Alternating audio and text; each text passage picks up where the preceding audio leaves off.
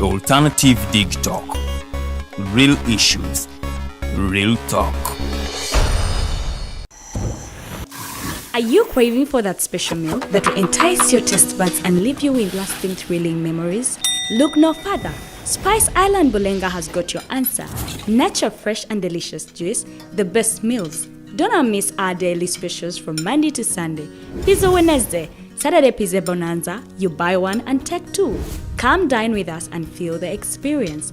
We are located at Prime Shopping Center in Bulenga, Mitiana Road. For inquiries, call us on 0704111720. Spice Island, we treat your cravings. Looking for a pair of shoes? Let's Up Stores has a wide range of selection for unisex footwear. We have the best quality of all brands at pocket-friendly prices, and we make deliveries countrywide. Just place your order or reach us on 0772 08 0090. You can also check up at Let's Up Stores on all our social media platforms. Let's Up, craft your own footprints.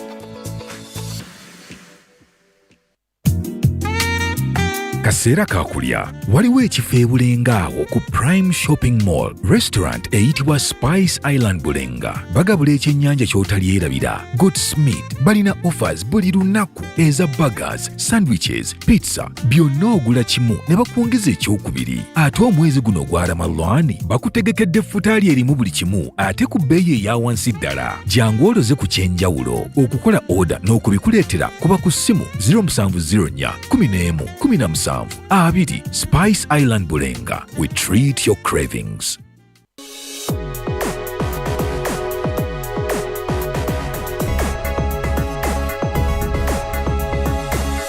The alternative Digitalk. Real issues, real talk.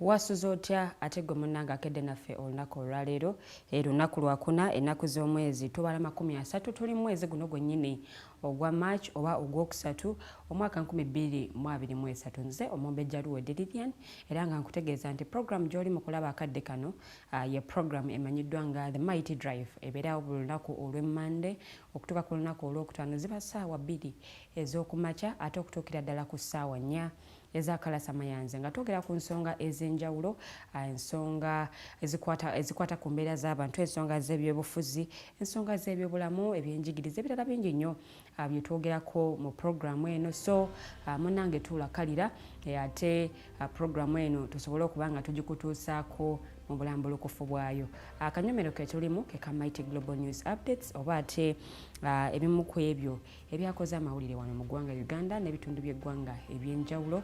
Ate nga bwe nnaaba nkamaliriza ngenda kubanga negattibwako munnange Rogers Tulyahabwe awamu n'omugenyi waffe olunaku olwaleero era ng'ono si mulala wabula Mado Isaac ono nno aviira ddala eri mu Uganda Young Democrats. Tugenda kuba twogera ku nsonga ez'enjawulo, ensonga ezikwatagana ku bavubuka n'ebirala bingi nnyo byetasaanidde okubeera ng'ate obuusa amaaso. Ajja tubuulira ne ku lukuŋŋaana lwa bannamawulire lwe baatuuza gye buvuddeko nga beemulugunya ku nsonga z'ebyemizannyo. Tugenda kuba byonna byonna tubyogerako, so beerako ate osobole okuba nga owulira omukulu ono by'anaaba ayogeddeko bye biri luddawa era anaaba tuwa solutions ki oba way forward ki ku nsonga z'abavubuka.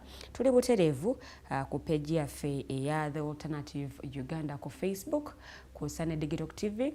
Nkusaba kintu kimu kyokka, likinga pages zaffe, osubscribing ne ku YouTube channel yaffe munnange eri The Alternative Uganda, ku Twitter n'emikutu emirala gyonna osobola okuba nga ate otufuna bulungi nnyo nnyini ddala. Ngenda kuba nga mpitayitamuko ku ebyo ebyakoze amawulire kutegeeze gwe byotasobodde kubeera nga omanya. Tulina abalabi baffe bangi nnyo oluusi abatasobola kufuna kadde ate kutuula ku TVs eza bulijjo okulaba amawulire, naye ffe twewaayo nnyo okuba nga ate tukutuusaako ebimu ku ebyo ebibeera byakoze amawulire ate naawe nosobola okuba nga obitegeera. Ngenda kuba nga ntandika n'ababaka okuli owa Makindye West mu Parliament era ng'ono ye Honorable Alan Ssewanyana, okunno kwogatta owa Kawempe North era ng'ono ye Honorable Ssegirinya Muhammad. Olunaku olw'eggulo batuuziza olukuŋŋaana lw'abannamawulire olusookedde ddala bukyanga ate bateebwa okuva mu nkomyo gye baali bamaze ebbanga erisobera ddala mu mwaka omulamba. Olunaku olw'eggulo batuuzizza olukuŋŋaana lw'abannamawulire wali ku kitebe eky'ekibiina kyabwe kye basubscribinga in oba kye balimu ekya National Unity Platform, okwongera ate okwogera ku nsonga ez'enjawulo, ebimu ku bibuuzo abantu bye babadde nga beebuuza ku kukwatibwa kwabwe ne kukuteebwa kwabwe. Munnange olunaku olw'ejjo bavuddeyo ne babirambulula nga bali wali ku kitebe ky'ekibiina ekya National Unity Platform. Bakkaatiriza ensonga y'okuba nti munnange tewabangawo nteeseganya ku kuba nti bano nno bateebwa, era nga Honorable Alan Ssewanyana ye yayongedde okukkaatiriza nti munnange eddembe lye talitunda oba taliteesaako. So abo bonna abaali balowooza nti waaliwo enteeseganya wakati mu kuterebwa kwabwe, munnange bavuddeyo ne batangaaza ku nsonga eno. Honorable Ssegirinya Muhammad yayongedde n'ategeeza nti munnange ebimu ku ebyo bye yali akozeeko munnange byali byayonooneka dda, era n'ategeeza nti mubaka yekka yalina manifesto ey'emyaka 5 wabula nga ate manifesto eyo yagikyukiriza mu kaseera akatono ddala. Kinajjukirwa nti munnange ono nno yaggulawo eddwaliro mu kitundu gy'akiikirira okusobola okulaba nti abantu be bafuna obujjanjabi obulungi ate okujjanjabwa endwadde ez'enjawulo. Naye ate ekyagenza okumwewuunyisa nti bwe yavudde mu kkomera yagenza okudda nga ebintu ebimu ku bino munnanga ate byaggwawo ebintu byakyukira ddala nnyo nnyini ddala, era n'ategeeza nti tagenda kussa mukono kutuukira ddala nga ate abantu be abakulembera basobodde okuba nga bafuna services ennungi ddala, oba basobole okuba nga bafuna ekyo kye balina okuba nga bafuna okuva eri omubaka waabwe. Naye ate mu lukuŋŋaana luno olw'abannamawulire abamu ku bakulu okuviira ddala mu kibiina kino ekya National Unity Platform tebasobodde kuba nga babeegattako. Omonno njogera ku mukulembeze w'ekibiina kino ekya National Unity Platform omukulu Robert Kyagulanyi Ssentamu n'abalala ab'enjawulo abakulembeze mu kibiina kino kyennyini tebasobodde kuba nga babeera mu lukuŋŋaana luno olw'abannamawulire olw'ababaka bwabwe lwe batuuzizza ate ku kitebe ky'ekibiina. So nga ate abamu ku bazze bateebwa okuva mu nkomyo wabaddengawo okubaaniriza okw'enjawulo, era nga wabaddengawo abakulu okusingira ddala abakulembeze b'ekibiina kino kyennyini ki National Unity Platform. Naye ku mulundi guno abakulu ababaka bano ababiri bwe bagenzeyo okutuuza olukuŋŋaana lw'abannamawulire, munnange abakulu abamu tebasobodde kubeera nga ate babeerawo. So ebyo nno bwe bityo bye byatambudde okuva esaidi eyo. Ngenda kuba nga ate neeyongerayoko mu ggulire eddala olunaku olw'eggulo nkyali ku kibiina kino ekya National Unity Platform kyennyini mukulembeze w'ekibiina kino omukulu Robert Kyagulanyi Ssentamu yaguddewo yafeesi z'ekibiina kya NUP mu Gomba, era nga ebyo byonna byabaddewo olunaku olw'eggulo nga bwogenda maaso n'okulaba ku screen yo. Munnange yayogeddeko n'eri bannagomba n'abako obubaka obw'enjawulo bwabategeeza era n'akoonako katono nnyo ku ebyo ebiri ku muliraano wano e Kenya. Munnange ku muliraano e Kenya waliyo okwekalakaasa okubeerawo buli lwa Mande n'olwokuna, okwemulugunya ku bbeeyi y'ebintu eri esayidi eyo, kale nabyo yabikoonyeeko, naye ng'ate yagenzeeko ne ku ssomero lya Kasaka Secondary School era lino lisangibwa mu Gomba. Munnange nga essomero lino gye buvuddeko enjego yagwayo era ng'eno yafiiramu abayizi oluvannyuma lw'ekimotoka ki Sinotruck okulemerera omugoba waayo ate ne kiyingirira ebimu ku bibiina abayizi mwe basomera okukakkana nga waliwo ate abafiiriddemu era nga abayizi bano bawerera ddala bana abafiira ate mu njega eno era nga waliwo n'abalala abasimatuka n'ebisago era munnange ono nno yatuuseyoko ku ssomero okulaba embeera eno nga bweri kaakano ate n'alambulako n'ezimu ku families zaabo ate munnange abaakosebwa mu njega eno. Kinajjukirwa nti munnange essomero lino ebyokusomesa byayimirizibwa okutuuka ate oba byayimirizibwa okumala ebbanga litutamanyiiko, naye nga bakyagenda maaso n'okuba nga banoonyereza ku nsonga zino awamu ate n'okulaba nga ekimu ku bibiina by'abayizi ekyatomerwa ate munnange kiddaabirizibwa kisobozesa abayizi ate okweyongerayo obulungi n'emisomo gyabwe.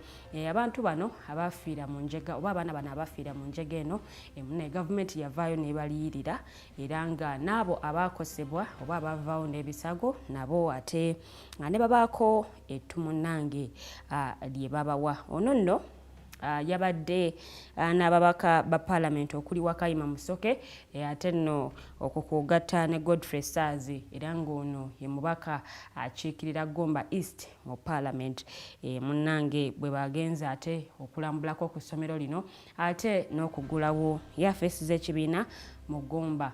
Omukulu ono Robert Kyagulanyi Ssentamu ate nga ye mukulembeze w'ekibiina ki National Unity Platform munnange aviira ddala oba azaalibwa ddala eggomba era bw'omuwulirako ennyo ng'ayimba mu nnyimba ze otera okuwulira nga ensonga eyo agira ate n'agikoonako. So eryo nno lyeggulire eriva esayidi eyo engenda kubanga neeyongerayo ate mu ggulire eddala nengenda okubanga mbatuusaako bulungi nnyo. Nkyali nno ku kibiina ekya National Unity Platform bwe naaba nkivuddeko ngenda kweyongera ate okuwa amawulire amalala. Kakati olunaku olw'eggulo kkooti y'eggye lya UPDF etuula e Makindye munnange yagaanye okuwa bannakibiina kya National Unity Platform bail gye babadde balindiridde. Bano nno be bamu ku abo abaakwatibwa mu kunoonya akalulu ekalangala munnange era nga bano munnange kkooti yalagidde bazzibweyo ate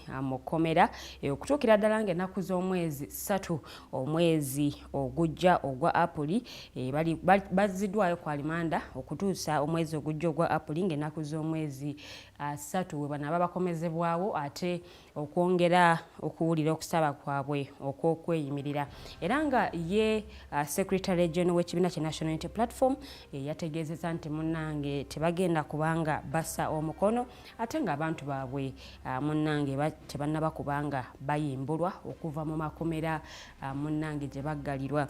Abamu ku bano bamazeeyo ebbanga eriwererako ddala. So yategeezezza nti tebagenda kubanga bassa omukono okutuusiza ddala nga abantu baabwe bafunye obwenkanya obanga ate bateereddwa oluvannyuma lw'okuba nti bakwatibwa mu misango egy'enjawulo era ng'emisango gino munnange gya kulonda. Agono ge mawulire agaviira ddala mu kibiina kya National Unity Platform. Waliwo abamu abateereddwako kwabo abamu abakwatibwa ekalangala, waliwo abateebwako naye ate waliwo n'abalala abakyaliyo era nga bano bawerera ddala 31.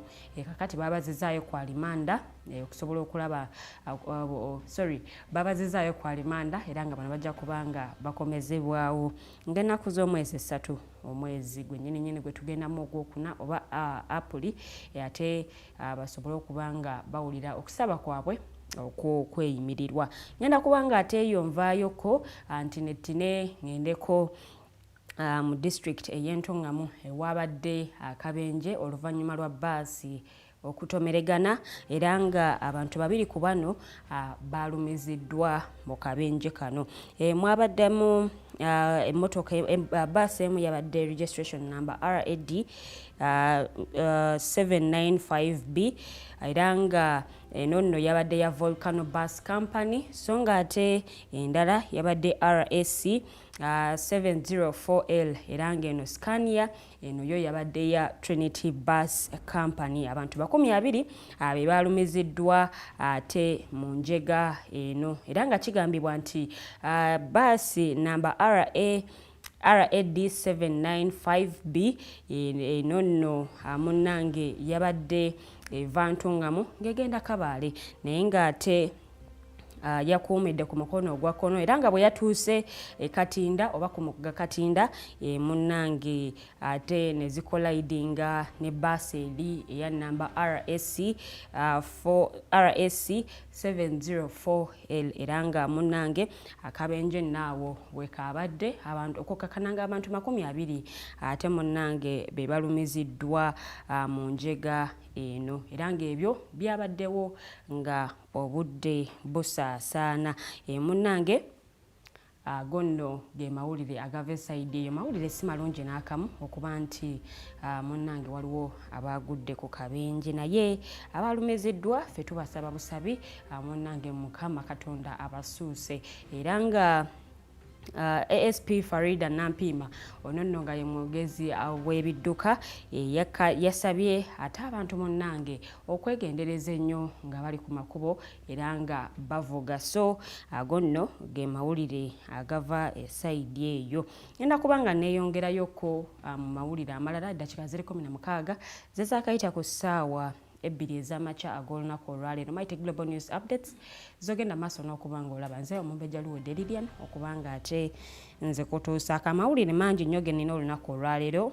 Papa Francis yawezezza emyaka 10 ate munnange egy'obuweereza era nga na wano mu ggwanga Uganda abakulu ate batuuzizza olukuŋŋaana lwa bannamawulire nga mwabadde Ssaabasumba wa Kampala omukulu Semogerere yavuddeyo ate anenyamira ku nsonga z'ebikolwa ebitali birungi bigenda maaso wano mu ggwanga erya Uganda.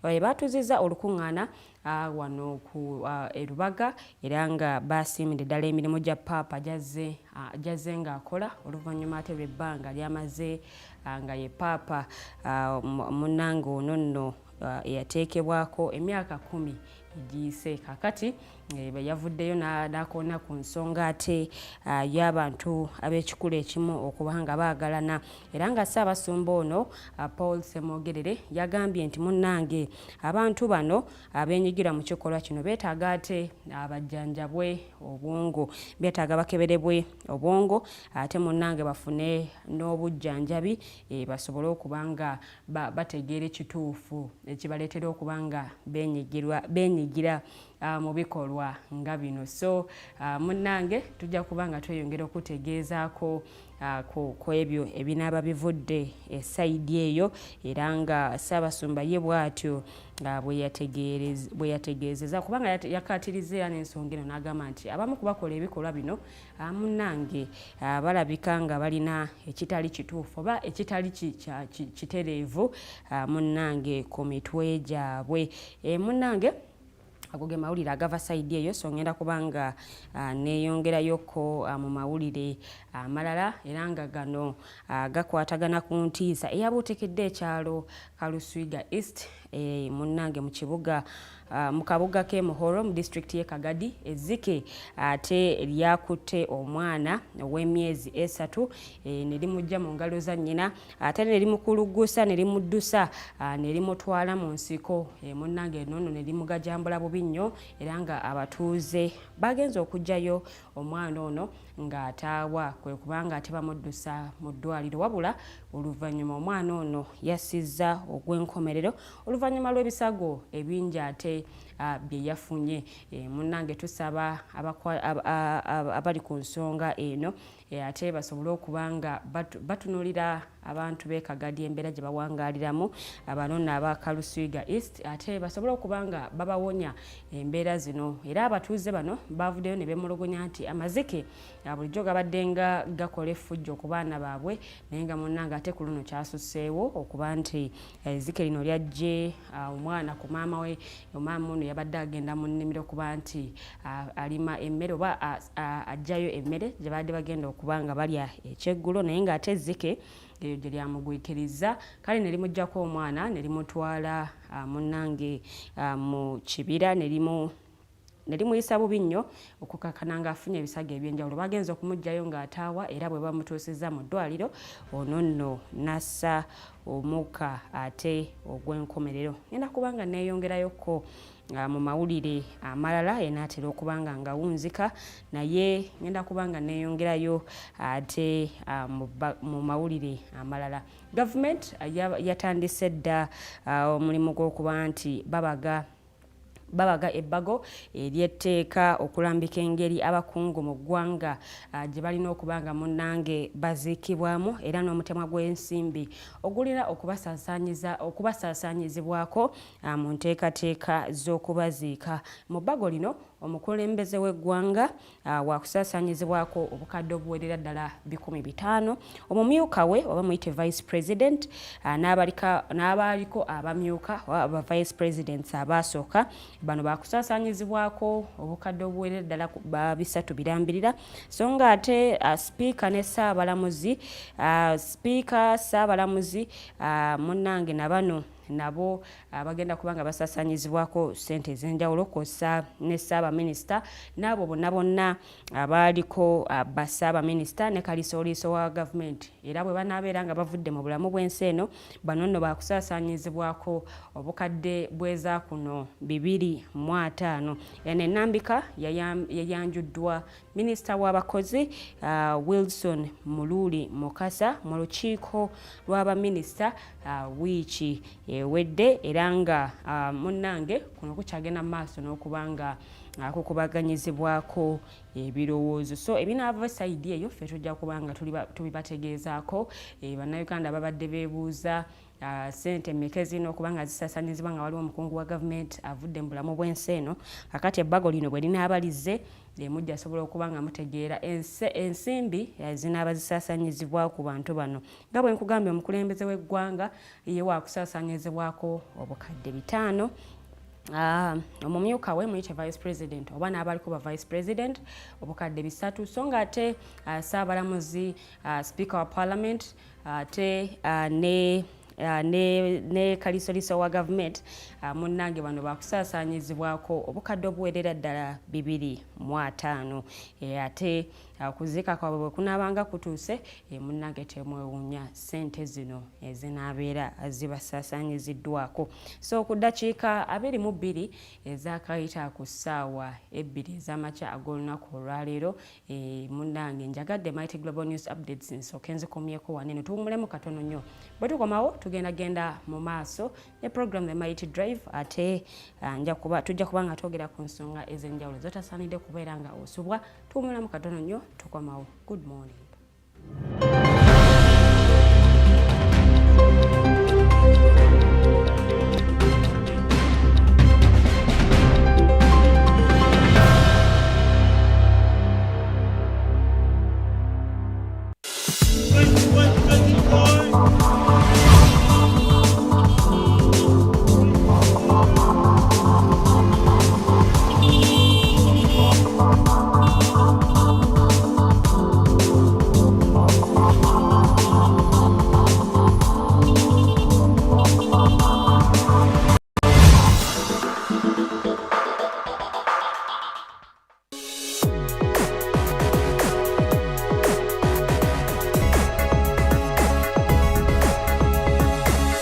The Alternative Digitalk.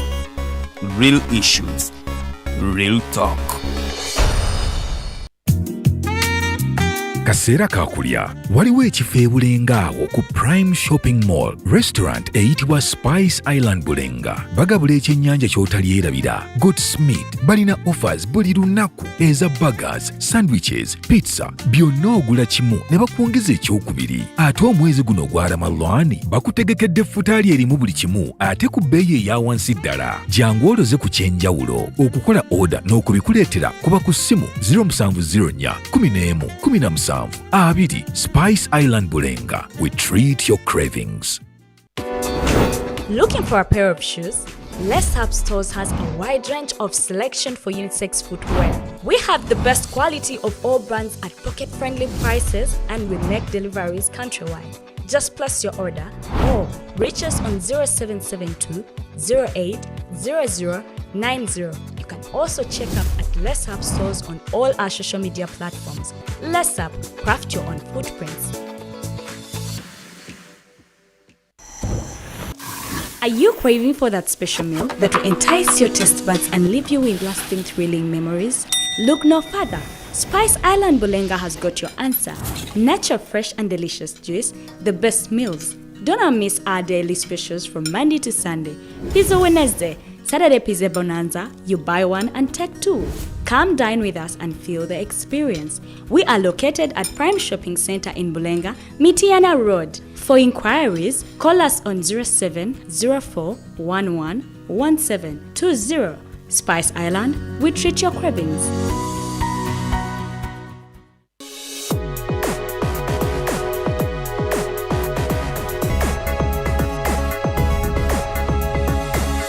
The Alternative Digitalk.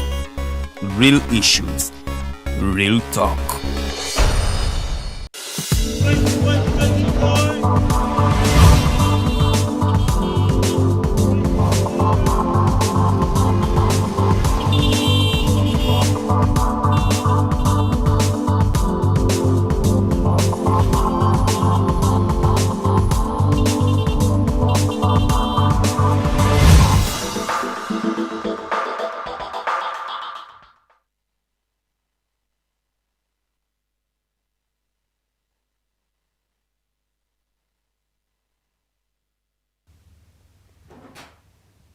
Wasuza otya gwe munnange akedde naffe olunaku olwaleero program the mighty drive tugende maaso n'okubanga olaba nze omumbejja luwedde Lilian era nga setambudde nzeka ndi ne munnange Roger studio haabwe bwe tugenda okubanga ate tukola programu eno okutuukira ddala ate ku ssaawa 4 ez'amakya g'olunaku olwaleero.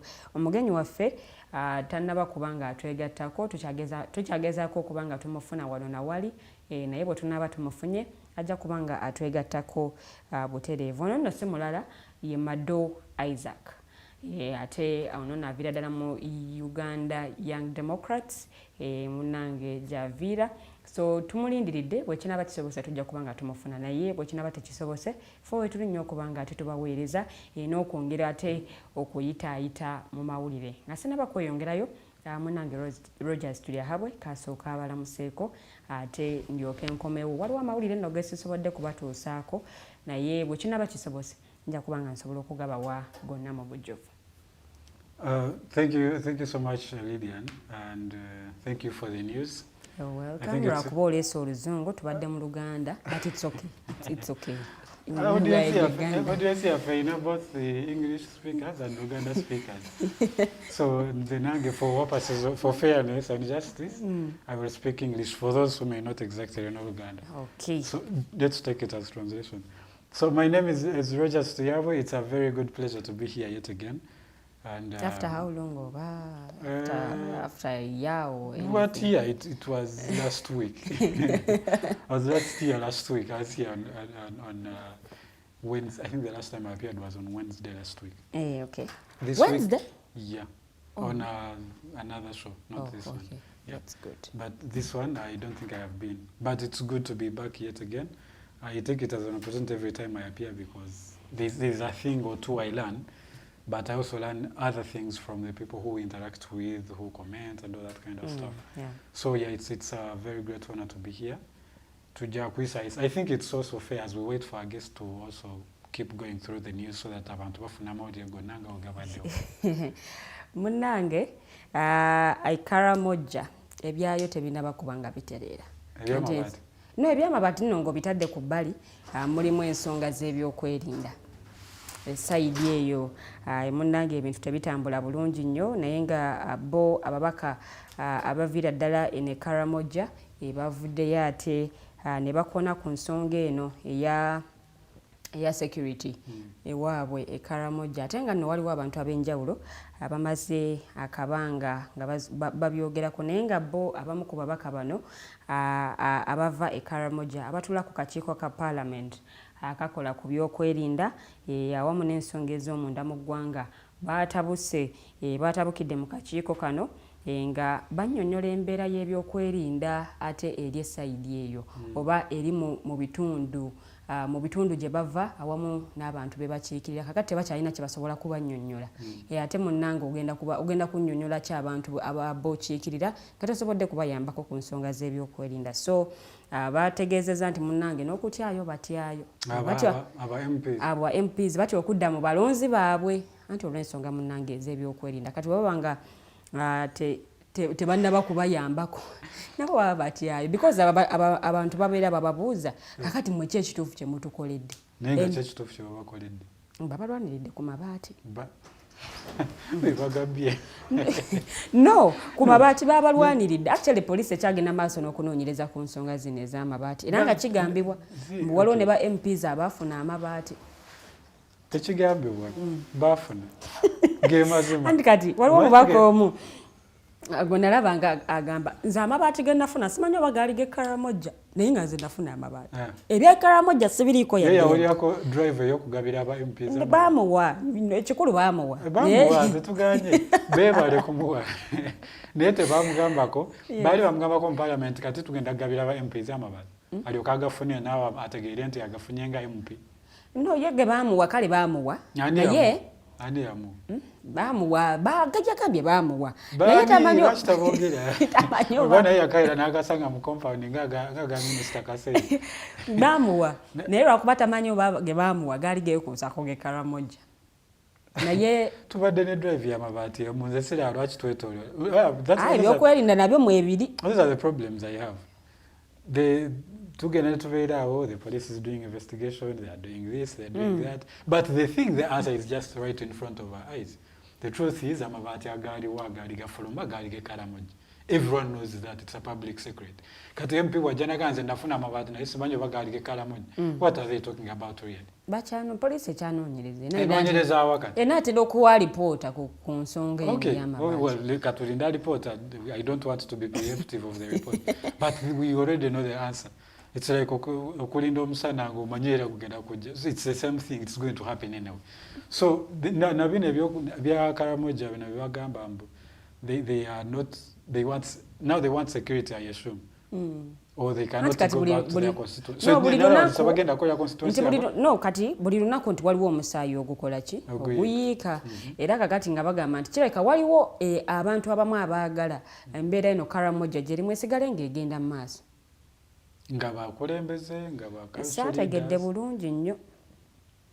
Kati now that is also a role of them as leaders. Because bagamba waliwo abalabikanga abakinyumirwa ng'embeera yaabwe eri bweti. Abakinyumirwa, in every situation there are people who are benefiting, that is the truth.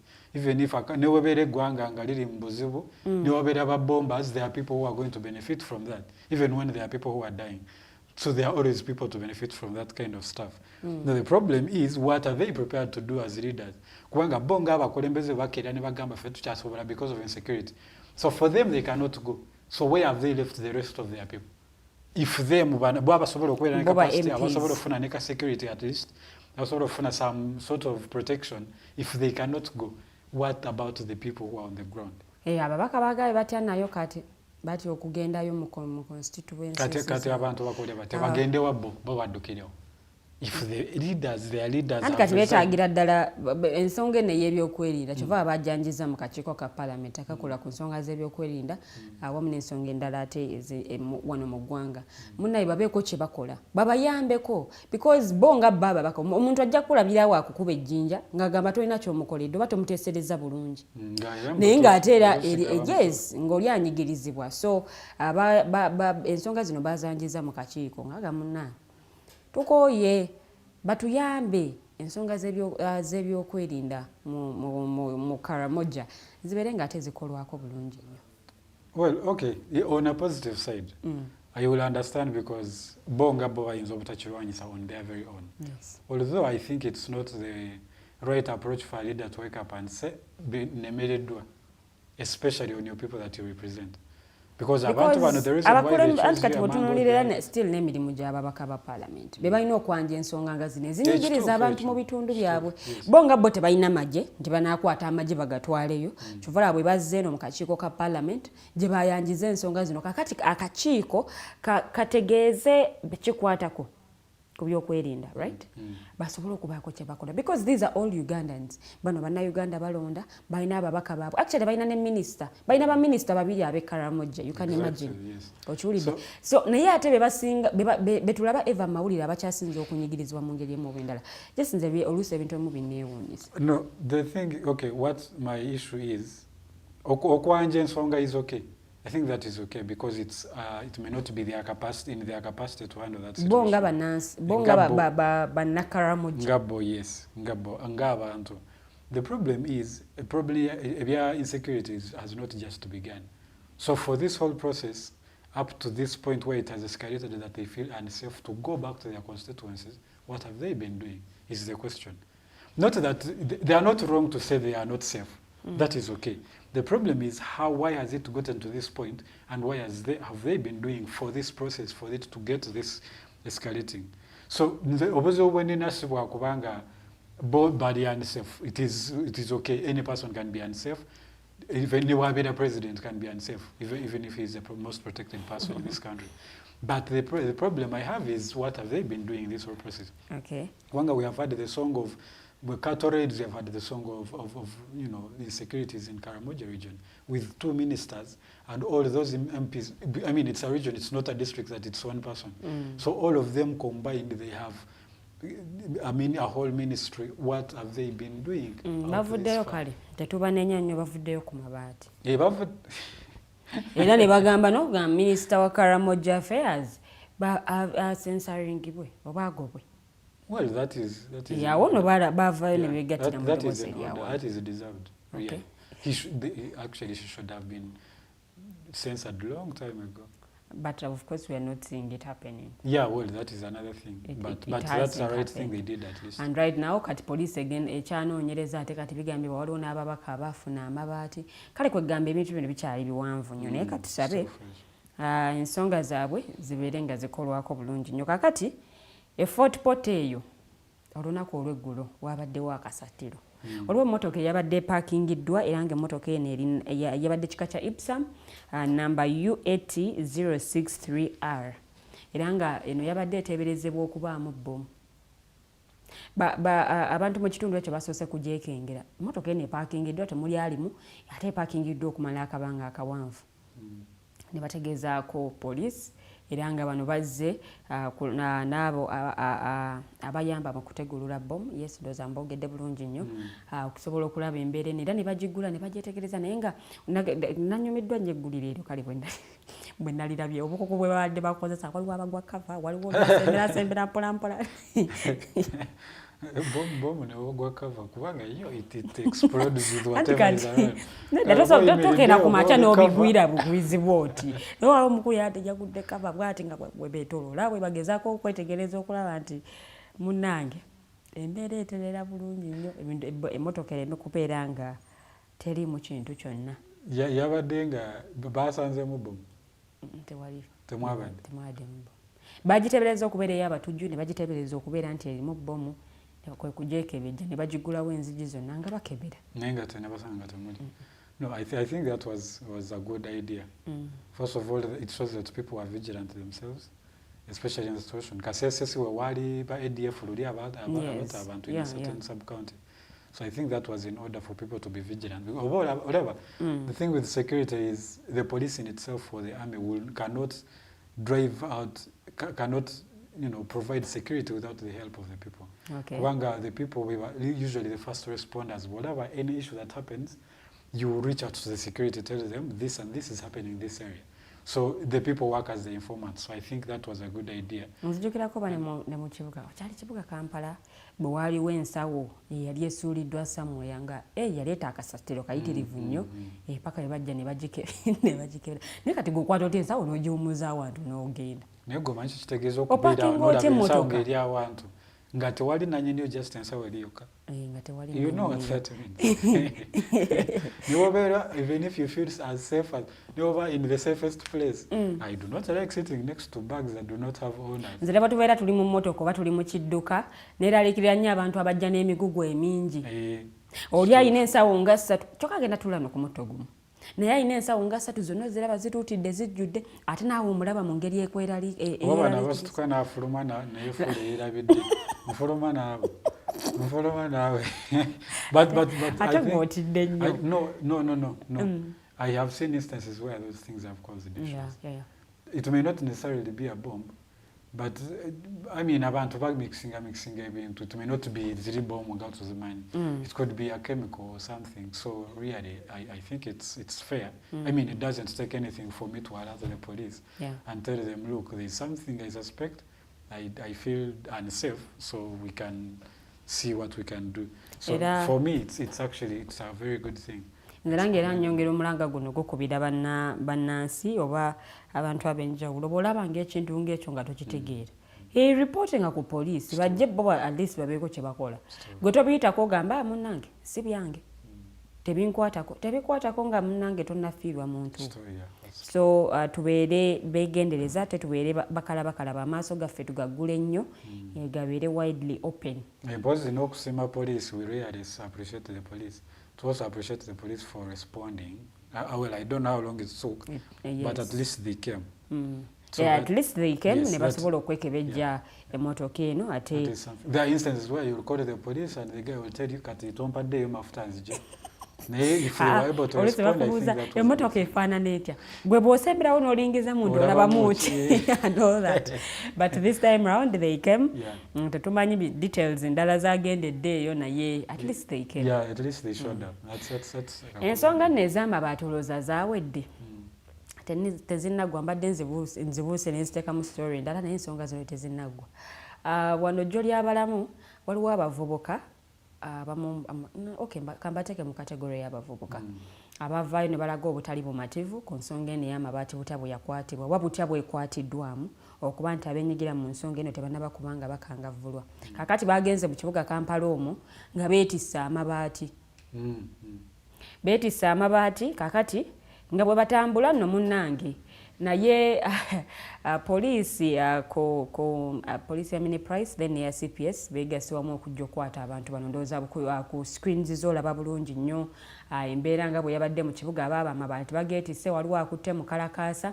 Kaakati poliisi bwe yazze mu kubakwata beezoobye nayo bwe beesika ebitogi ono asika ono n'oli asika simanya niyakuba ebifaananyi ebyo naye yabikubidde mu ango yennyini omukyala bamukutte wano mu bulago omukwata amataayi nga balinga abamunyweza okubateeka mu kaduukulu lwabadde n'olutalo lw'amaanyi okiwulidde. Kakati omukulu Patrick Onyango era nga mwogezi wa poliisi wano mu Kampala n'emiriraano yagambye nti munnange bagenda kubanga bano baggulwako emisango egy'enjawulo era nga ogumu ku musango gwe bagenda okubanga baggulwako gwe gw'okulumya owa poliisi okwo nno kwogatta n'okukuma omuliro mu bantu. Omukyala wuuyo si yoyo okumanya nga abantu bano bayita mu training ey'amaanyi nalabidde ddala omukyala ng'oyo ng'ali physically fit. Engeri envuka gye yamukuttemu teyabadde nnungi but I thought abapoliisi abaami be bahandolinga abaami then abakyala be bahandolinga abakyala. But this time round I was surprised okulaba omukyala ate nga yahandolinga omwana. Sabo ne obeera wa poliisi omusajja akuyita kati nengera omuvuka engeri gye yamukuttemu. One thing I think they do not follow that protocol that much.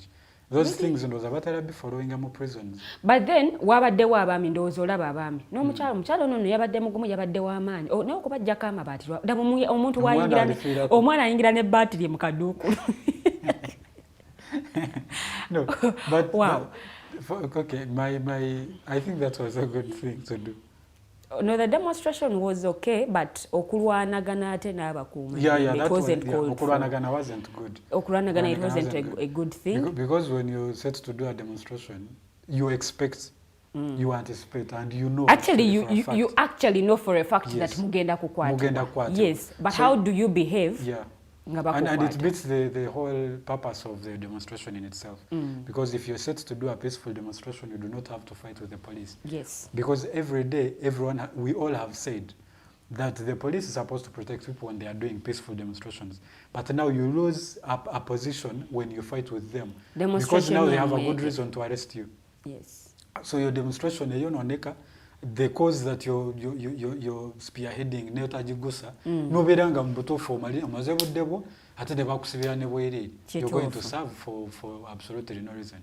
But the act in itself of demonstration was very necessary and for a very good cause. Ebintu by'amabati abantu babitwala as a by the way, but it's a very big issue. And it's not just about the cost of the money we lost, but the integrity, because if you can have the ministers, the prime ministers, the vice presidents, the speakers of parliament, literally heads of institutions, involved in that kind of thuggery, and we look the other way, imagine what else is going to go, and we would think it is okay. Yes. So I think that the action was actually had a very good reason.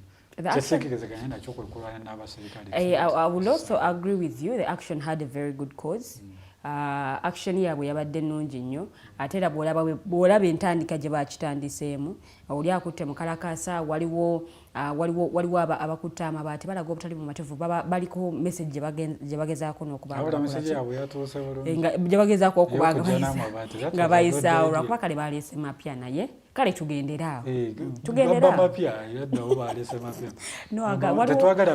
ogentera okulaba omwami gwe batera okulaga nga ajjayo amabaati mu nnyumba amabaati gatera okulaga ge baamuwa si mapya.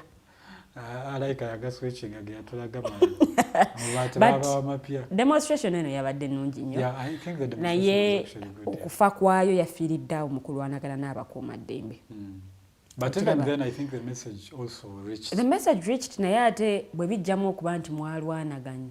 Because usually abantu bano babadde nga batera okukwata mu demonstrations ez'enjawulo babadde nga tebamalayo bbanga ddene nnyo.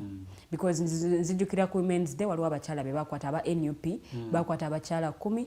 I think bamalayo bwe mbasalabidde zaalinga weeks 2 oba n'okusoba mu kaawo katono nnyo. Ne bateebwa nga emisango gye babaguddeko si gy'amaanyi nnyo naye ate kati bano baguddwako emisango gy'okulumya owa poliisi ate abalumiza owa poliisi babadde basajja owa poliisi gwe balumiza yabadde mukyala so n'olabye ddala nga musango nno guno guli serious ate n'ekyokulwanagana n'abakuumaddembe because I believe abantu baba bagenda okukola demonstrations zino batuula wansi mmeezi emu ne bakuba plan butya bwe kigenda okutambula wano tujja tambula bwe tuti ne bwe tuti bwe tunaasanga abakuumaddembe.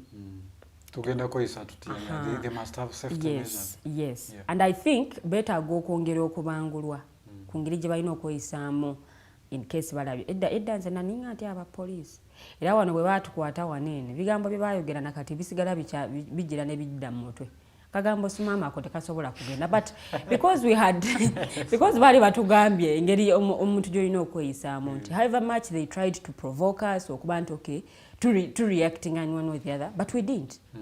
But demonstration yabano nange we yafiiridde wenjagala okugamba we yafiiridde kwe kuba nti balwanaganye n'abakuuma. I think moving that should actually be a lesson for every it should be a lesson for every young people. I feel like there's a lot of people who can demonstrate. It's a right to demonstrate.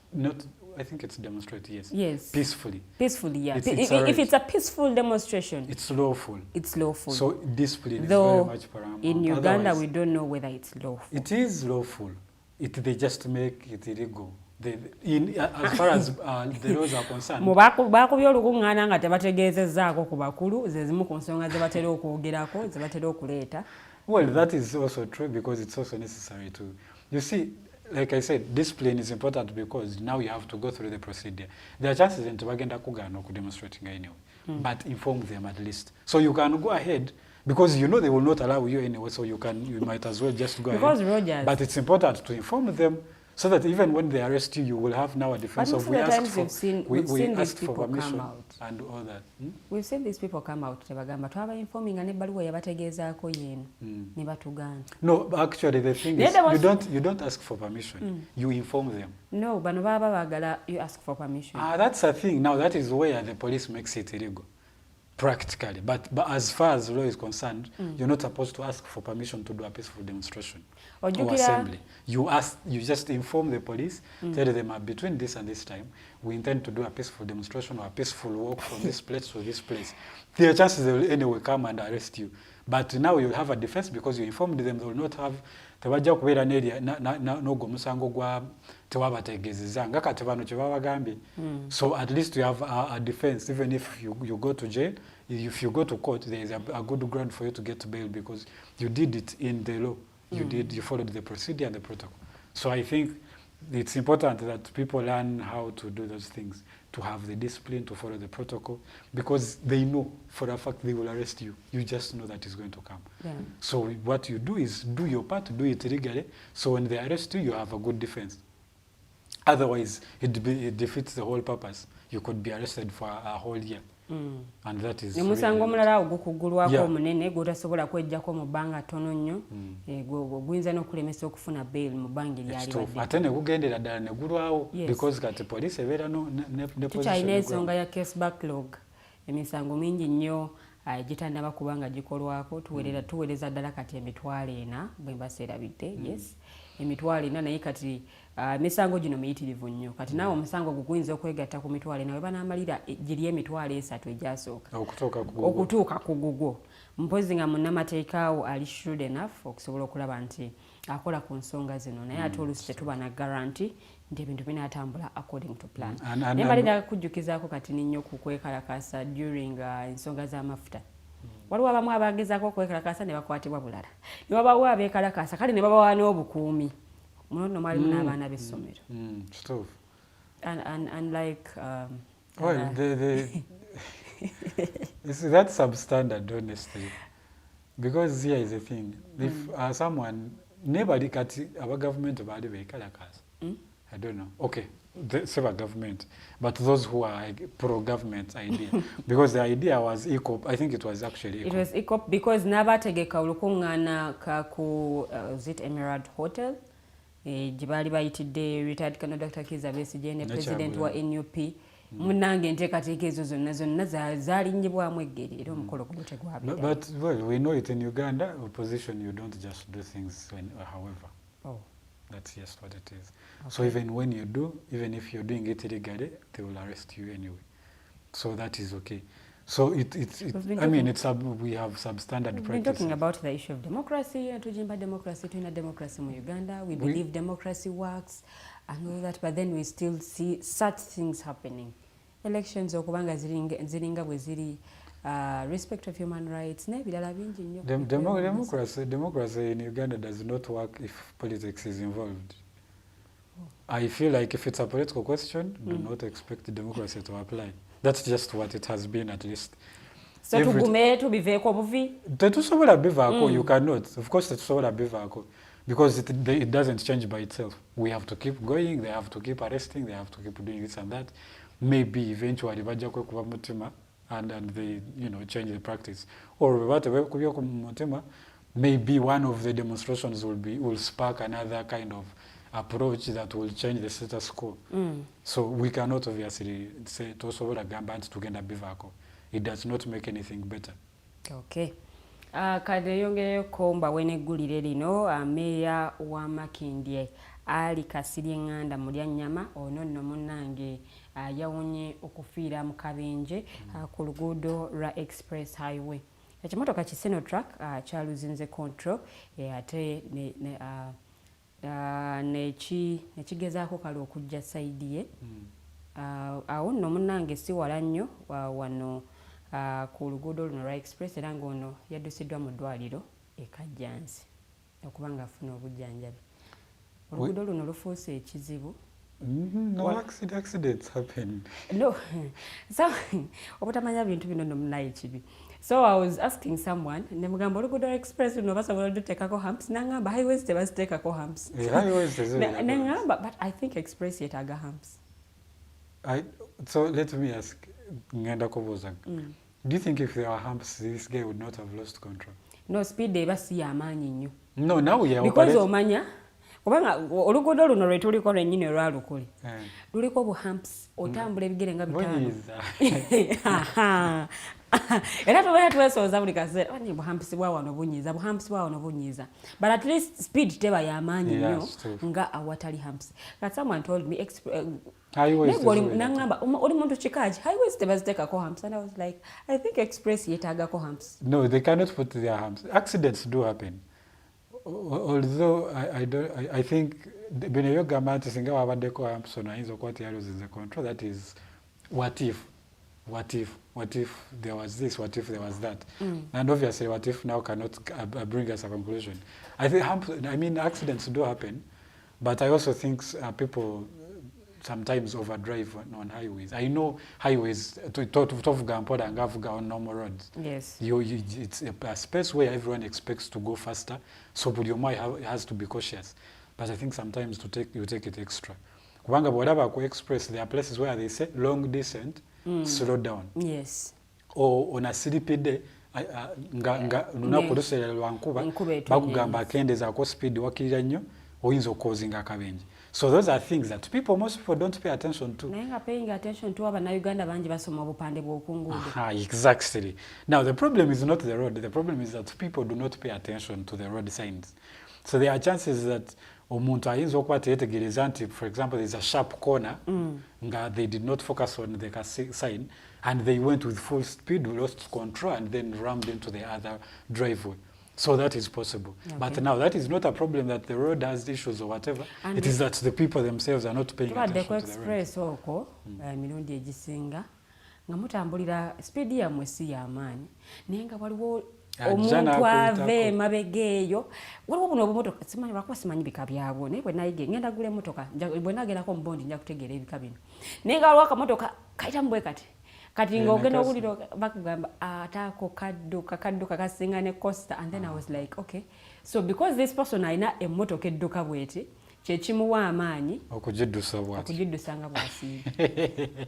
I mean, if I'm going somewhere faster and I have a fast car, I might as well just drive faster. Oli abeerawo ng'agenda ku kisaawe Entebbe akimanyi check-in ya ssaawa 6 ssaawa 5 ali ku express okatwala emisinde nga bw'okiwulira, and then you're like, okay, teyategedde nti check-in ya ssaawa 6 lwaki ali mu kudduka nnyo. Mbadde ngamba banya check-in ya ssaawa 6 weeteekateeka in advance, yes. Mukama waffe atera otugamba nti waba bakwetaaga ssaawa 3 alisi gezaako otuukeyo ssaawa 2 gwe mala essaawa nnamba ng'oli awo bakulabeko. I think the message now for kubanga bebaddewo nnyo really. Yes. I think the message is to the people, the users of the road, that yes, we understand it's a highway, it's express, you can drive as fast as you want, no one is going to stop you. Tewali humps, tewali eche, you can drive, it's okay. But be cautious of other road users and the road signs. The road signs, abantu teba paying attention to those things. Abantu teba paying attention to road signs, ekivirideko accidents ennyingi.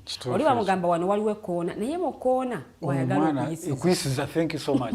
I don't know what is wrong with people. I really don't understand. I don't know. There was a time I was going to Kabale. Yes. I was in a bus. It's a Rwandese bus, I think, Volcano. Over.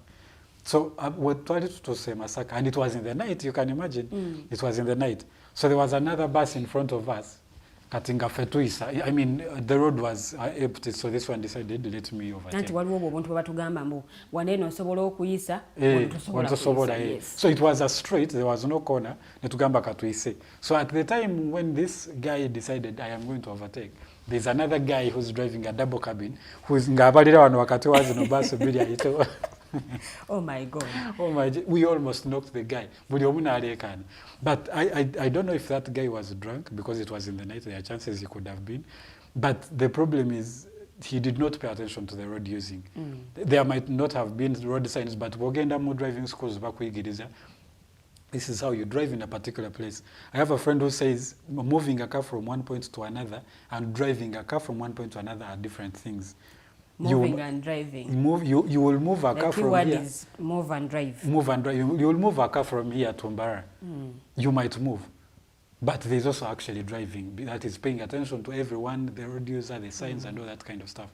Ne move ye kastotuka chechikulu. Obo tusotia, let me reach there. Okay. So until we learn how to drive, we are moving cars, and the more we move cars, the more we have more accidents. Akabenje kana akabadde Ntongam.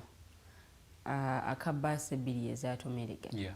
Abantu 20 ne balumizibwa. So abagoba b'ebidduka ASP Nampi Mazenga akyogerako Farida Nampi mono wa traffic. My friends have Subaru. Yes, oyo mchala. Azenga akubiriza abagoba b'ebidduka okubeera abegendeza ku luguudo. Naye bw'otunuulira footage ono gwe batuteereddeko olaba nga wabaddewo olufu. Kati olufu luno there's usually fog. Yes. Olufu luno ndooza lwe luli like oli yabadde talaba gy'alaga ono yabadde agenda ekabali yabadde talaba gy'alaga n'omulala yabadde ava side naye nga talaba gy'alaga so ne zikollidinga ne wabaawo accidents. Unfortunately abantu 20 ne balumizibwa mu njegero naye nange ate kati sinza ata nayiga bulungi kuvuga kati ate nze nerayikirira n'okuvuga ekiro kati wabubanga bwakiro because akabenje katuusewo ng'obudde busaasaana. Yes. So wenda ate fogeno bwenjira batenda byadala nga nkyalina olugendo luno. No, but ng'ojjako okuyiga okuvuga ekiro. But then n'okuvuga mu lufu luno bweruti. Yes. Segeza gwe tosobola kubeera bwe kuvugira abroad. If there is what is no bwemba netaaga kusooka kuyiga kuvugira mu lufu lwa wano Uganda. Olwe bwe luli. Olufu lwano luli Kabale ogenda kubeera Kabale. I might learn. I will learn. The thing is, tuwengenda okwekwata ko Tenja ajja kunnyamba. Tenja manyi Kabale gyebera. Does she even know the direction to Kabale? We shall reach there. We shall reach that point. At least ekyokuvuga kyo. Okay. Tenja might know how to drive, but she doesn't. I don't know if she has driven in a mist before. But I think, again, the road users, because most people who drive on those roads know there are mists at night. What previously, I think late last year, twaina buses. It is colliding. It's around Satellite Hotel, and I know that place. It's first of all, it's like Lwaki, very very steep, and it no corner bunji. Kakiriranyo ateka inobukona. Ate that place usually has that mist. Yeah, it's like when you're going to Chisoro. Yeah, so that road has those bukona. Yes. So bukona bunji, there are hills and there are a lot of corners and there are mists. So there are chances anything can go wrong anytime. Even if never tabera colliding with another bus, omuntu ayinza okubanga asala n'omuntu amera. Yeah. So and there are animals. I mean, it's a countryside. Oyinza okutomera ensolo z'abantu. Nobone zikuletera obuzibu nazo because bovuga emotoka ntono n'otomera ngente. There are chances you might also get hurt. So I think it's also another call for vigilance on the road users. Kubanga awatera kubeera ezo zi emotoka enene. Buses, trailers, and all those things. Abagenda Rwanda no kuvayo these things. So I think it's also to caution the people who are using the roads to pay attention to where the area where you are and the road signs. Kuvaga Express is not about fogs and aviation. It's just about being cautious and paying attention to road signs. Now the other ones, it's the terrain. You know, the place has a particular geography. The setup, so you have to pay attention to the way the landscape is and how much speed you use in all those areas. Okay. Ndoza Rogers tusoke tuwumulemuko wakyali amawulire amalala ensonga za Ssegirinya n'ekitayimbwa tezinnaba kubanga ziwunzikibwa n'amawulire oba oliawo gennaaba mbawadde mu ssaawa yaffe eno enaaba ezzeeko wakyaliwo ensonga z'oluguudo lwa Kampala Jinja waliwo be banenya okuba nga bateeka geeti mu koona ate koona lino nga bbi nnyo tubadde twogera ku nsonga za bubenje so tuwumulamu katono nnyo bwe tukoma mu ssaawa yaffe ey'okubiri tujja kubaako ensonga ez'enjawulo ze twogerako Mighty Drive tugenda mu maaso n'okuba ng'olaba tuwumulamu katono nnyo tukomawo temuvaawo.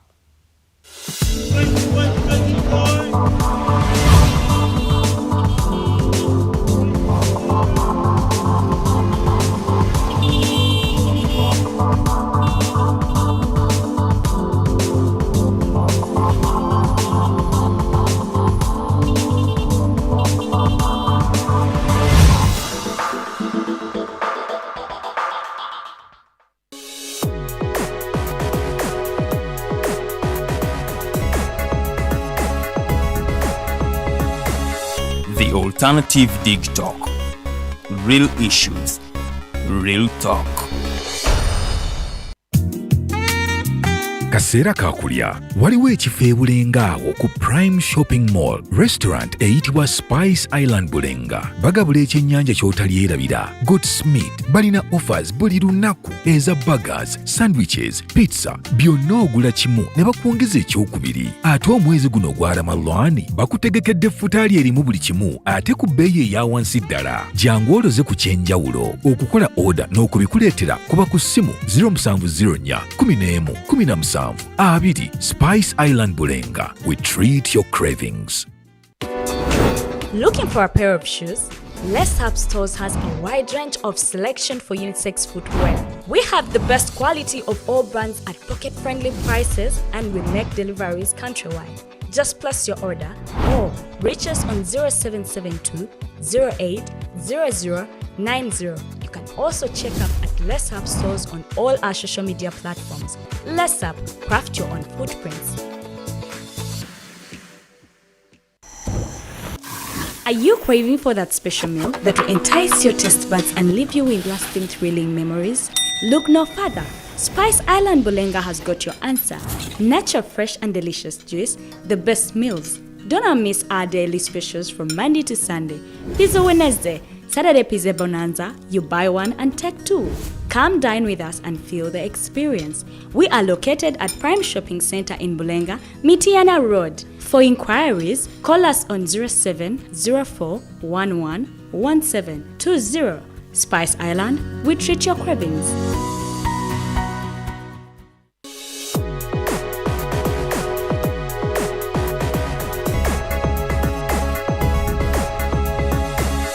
The Alternative Digitalk. Real issues, real talk.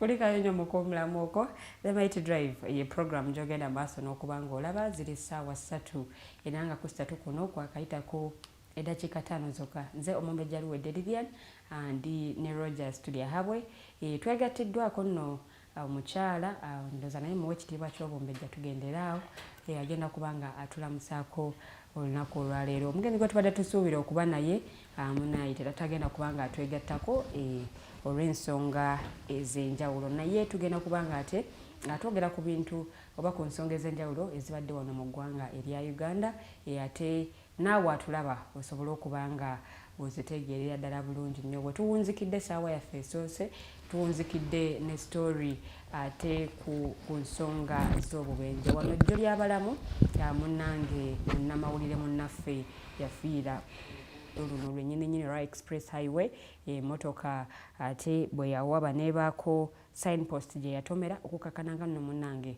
ono nno afudde. So abagoba b'ebidduka nyongera okubakubira omulanga okusobola okuba nti mwegendereza nga ate muli ku makubo awamu n'okugoberera obupande. Mbadde wano nga neewaana ng'omukyala Teddy Tenjo bwagenda okunjigiriza okuvuga naye ne baŋŋamba tasobola vuga ng'olufu weeruli obanga ffe ogwali kasooka atulamuseeko then naye abeeko kyatuwa ng'omu ku bagoba b'ebidduka kuba kati tukuyitanga mugoba wa bidduka.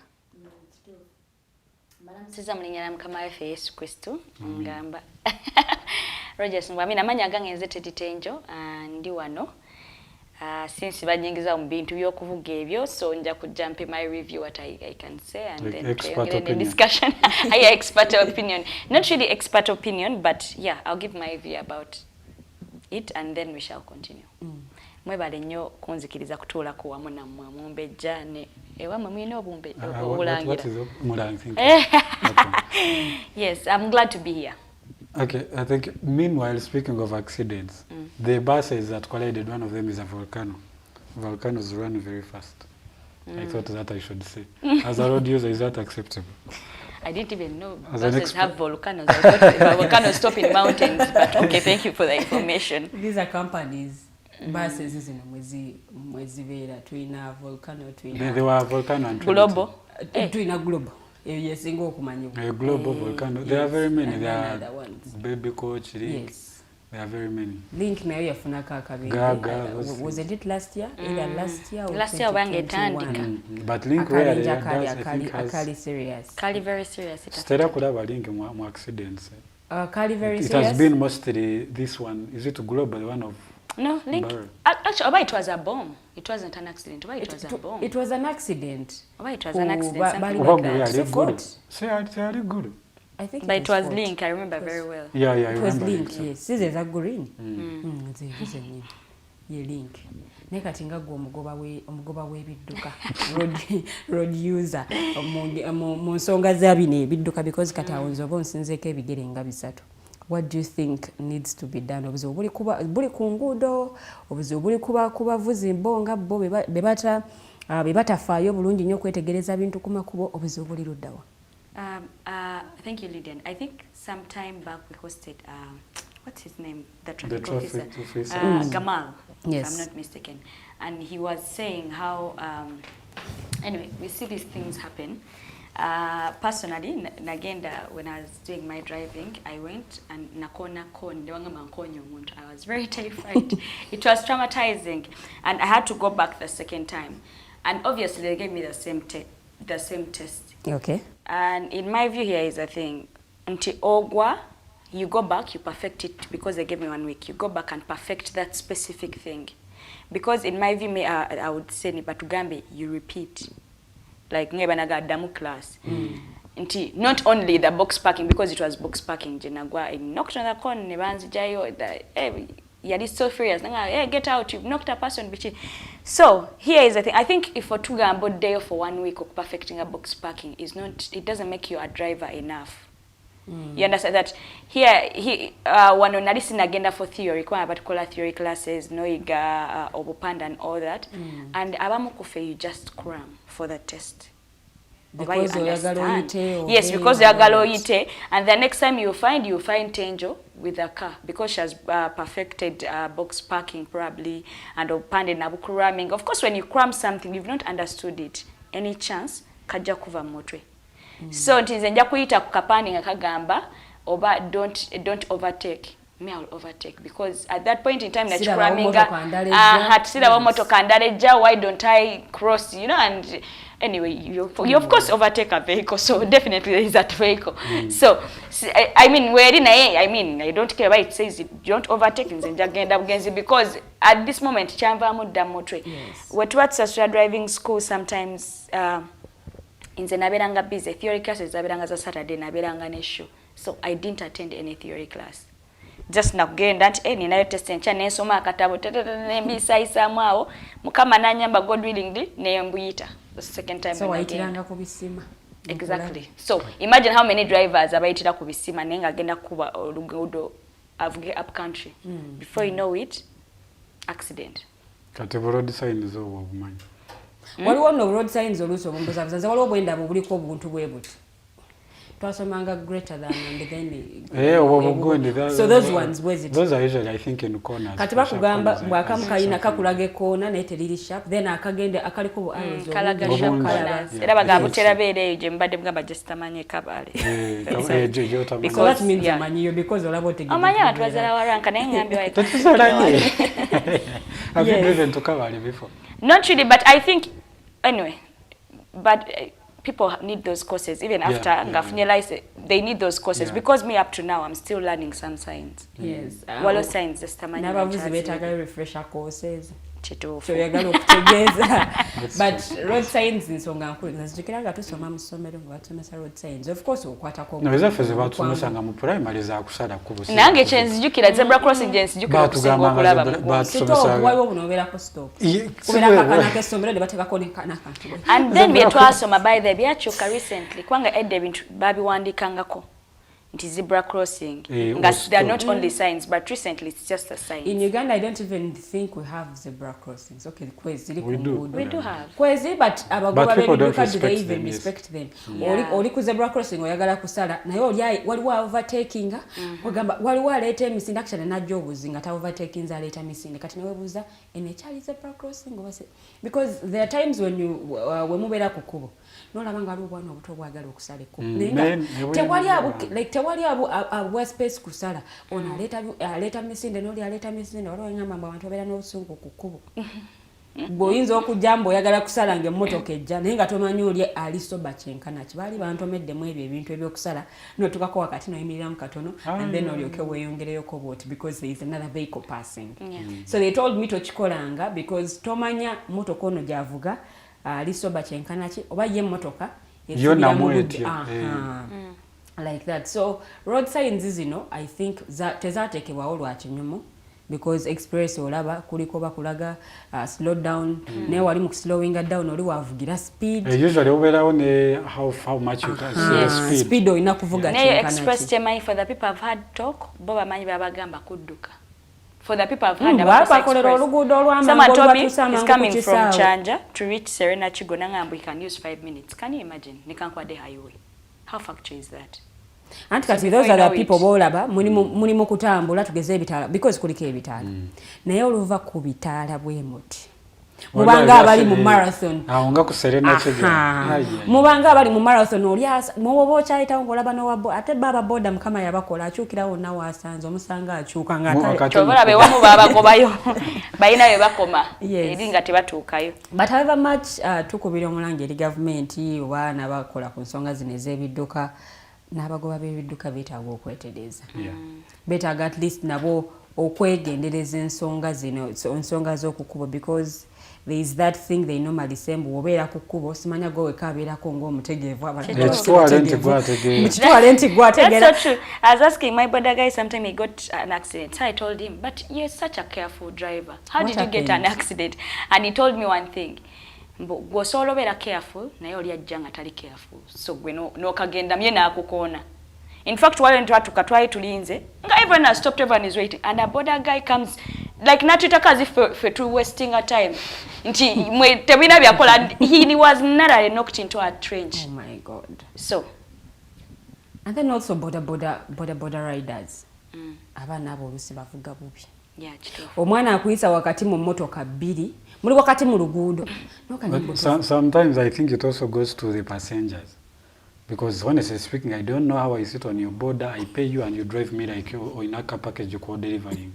It cannot happen that way. Sometimes you have to quarrel. I have quarreled on several times. That is why they end up calling us our Rugezigezi. But those guys want these people. I would rather have Rugezigezi than lose my life. And then you're quiet the whole time. Yeah, there are those. But usually, okay. Me, most times, I find it is, okay, I cannot say that on air. But most times, I find it easy to talk to a border guy. Sometimes you need to find out if someone is actually normal or they are high. I saw someone driving yesterday. I was coming from the other side of Mkoto in the evening. And the guy who was border na Twitter kunga at midday.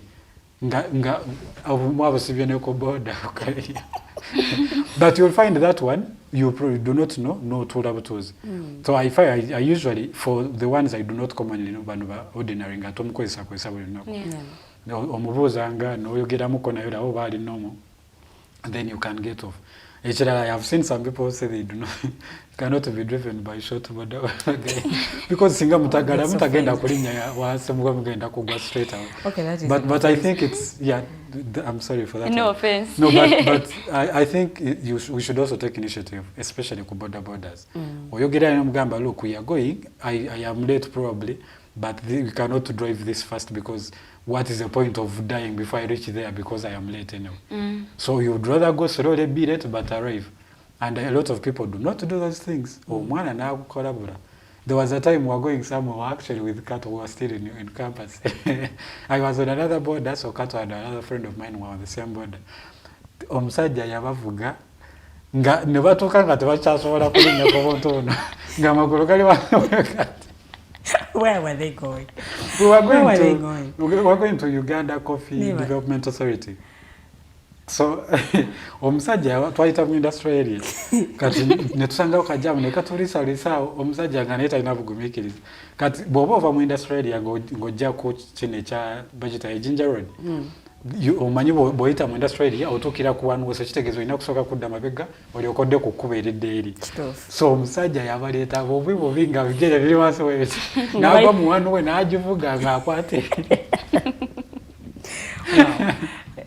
Utatokayo katawaga n'omusasula but there's a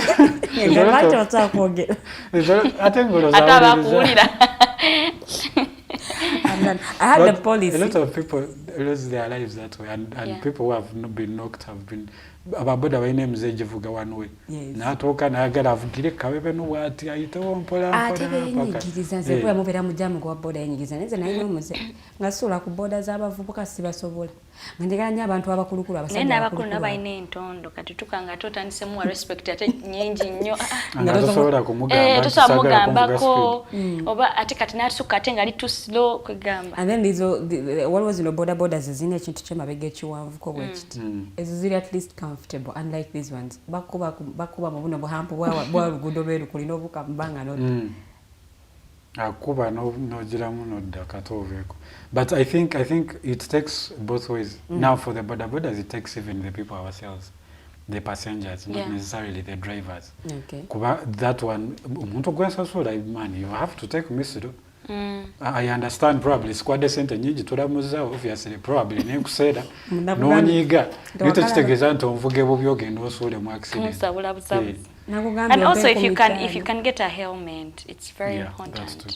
Yes. Every passenger should at least use a safe border already bayina kwa boba tuwa abamu kati tebakyali nezimu zakaddiwa oba you get your ate tebazisera helmet mitwale 3 mitwale 2 ekinene nnyo so get a helmet to be safe at least you can be crippled the leg then your brains are still intact zote bazikonya Thank you so much and oza Ensonga tena yo tujiveeko nayagadde tukoneko katono nnyo ku bbago lino lwagala okuleeta erya sente ze basaasanya nga baziika abakungu ba gavumenti bw'aba president wa miliyoni 5 bw'aba ssaabaminisita abaspeaker abo ba 250M so temwewuunya nga mulabye ebintu ng'ebyo nga bibadde ebbago lino bwe banaba balifudde etteeka tujja kulaba ate bwe binaatambula.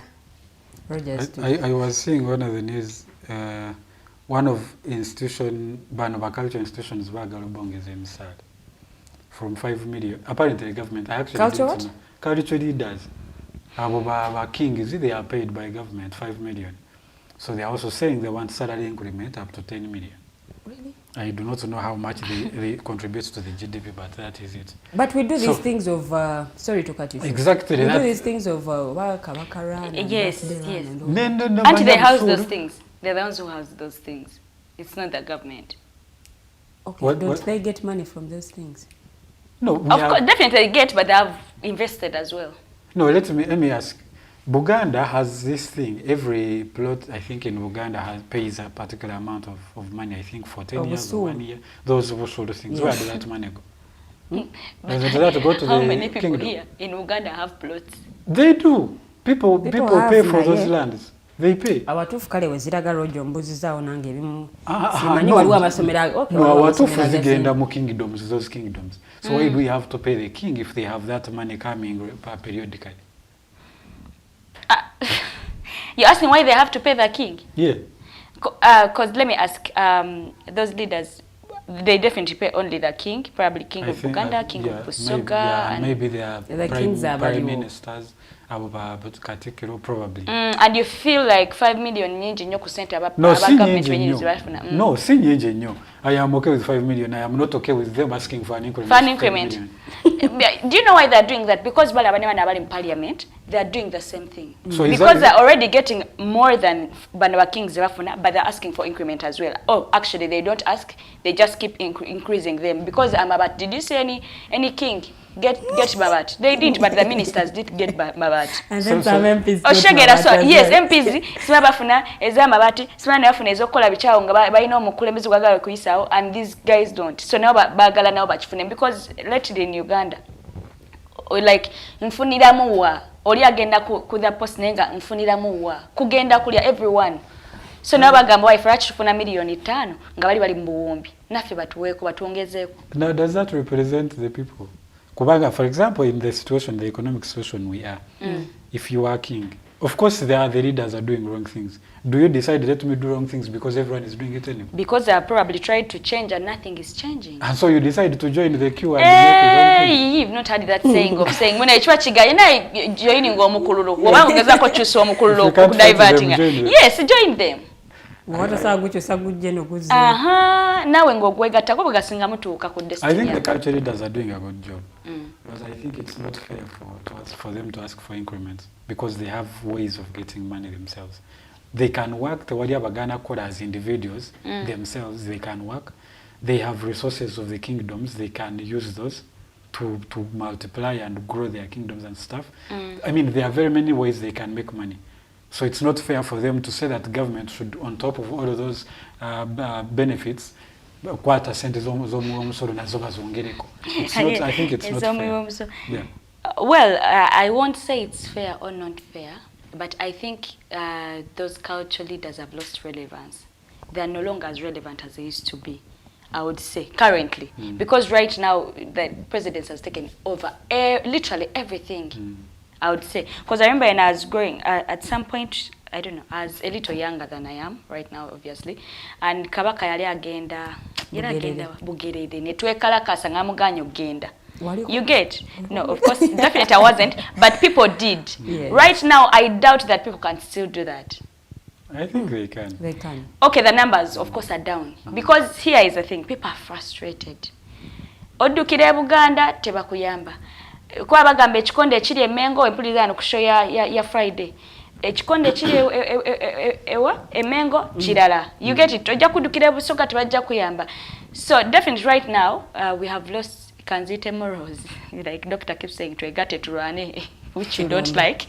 But everyone has lost morals. Kati right now ne king siga mambo acha sobola kwa katinze. Anyway, ndi Muganda sagala kulumba side, but I feel like it's either Museveni or not. Who is the president of Uganda? It's either him or not. Like those people have lost relevance. Chichi gwe cholabyo cholabyo nti Buganda has come out ne petitioning like this and it has gone through. Just tell me of one thing. No, is it? I even didn't think they are being paid because what do they do really? Exactly. Thank you. So you understand what do they do? You understand why the money should not be increased. Thank you. It's not about the money. I'm giving my general view.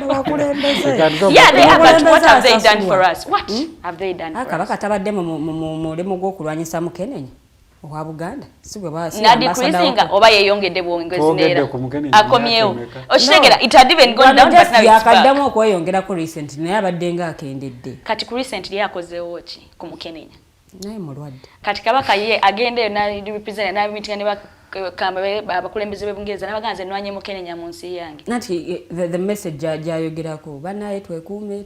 No, the kings and those cultural leaders have influence. They have influence because abantu babakiririzamu that we cannot neglect. But now the point I think Wash is saying they have lost relevance is they have not used their influence constructively. Because I have rarely seen any one of them come out to say we are going to do this and this initiative to equip these people for that. For example, nga katinga economy mbi abantu tebalina sente covid abantu tebalina ka sente kababezaawo. What has the kingdoms done? What they are doing, they should not be what they are doing. They even ask for their own increments. Babadde nga babakubiriza okweyongera okulima emmwanyi. Katikira zenga message ya jitambuza abadde nga mu bitundu by'eggwanga erindi. Katikira as yeah, abadde nga tambula mbitira. I also want to ask for one information. I need to be informed. I remember that time Wagwa, the sectarianism we are linga everywhere nga bagamba bichi abantu balonze simeyanga because of this and all those differences. Did you see that cultural leaders come out and try to make things right? Who remembers seeing any cultural leader come out nayagala bridging that gap? No. I don't remember seeing that. So honestly, what are they doing? Kwanga omupira ebulange Mengo tugusasulira ogenda. You pay for a ticket. So what have they really done? At least I think they would be the ones bridging this gap. Nebaja what's happening. While Banyankole think oba nti Museveni aloboza oba Nuupu ali eno, at least bone wajja ne bridging that gap and they try to make us one, but what are they doing? Fe tuli mu struggle efuuse to struggle. I agree. You realize we overshadowed the point you had brought. Sorry. It was about the increase. Yeah, sente zeba na spending nga mukuzika abakungu. So let me ask, at what point omuntu bwafuuka omukungu wa government tebakola ova kukola nodda kwekyo? You sit on being just sente zino zebateekayo mu kukuwerekera ku lugendo okuziika nga bakuziika stufu beda tokola when you arrive are you not working? Omukulembeze w'eggwanga yatugamba afuna million 3 mu emitwalo giri mu emitwalo 6. If I'm not mistaken. Where does that other budget go? State House budget na ziri zebatongera kuli si musaala gwe ziri million 3 gwe musaala era bw'ojjukira during the COVID-19 pandemic bwe yali awaayoko naye yawaayoko because yanyonyola ezimu gye ziraga. Let me ask you, Lilian. If for example you worked here and nga basasula abaana bo, I mean babatwala ku ssomero balina insurance, babatwala mu ddwaliro, everything is catered for about them, n'emmere gy'oli waka bagikugulira n'omukazi n'engoye bazigula literally. I mean everything is covered. What are you going to use your money for? Wakaba omukyalo bani abantu abantu bange the thing is there are budgets for that. Look, we can debate on what monies are there and what benefits are there, but we all know there is money and he gets money. So even when they take offices, these people are allowed to work, they have their private businesses, they have things running. Life does not stop when they become public officials. So I do not find it fair, honestly speaking, to spend our money on their burial. No. And the body is already gone. It's not like it's going to... Bali mukubasira emirimu gye baakola. Ono yaliko vice president, actually vice president abeerako then n'abaaliko ba vice president. Bonna bakuba spending I think 300M ezawana eza Uganda bwe banaaba mu kubaziika. So when those people die, especially for example like a speaker, does a speaker wafa, her family is looked after for 20 years. Do you know that?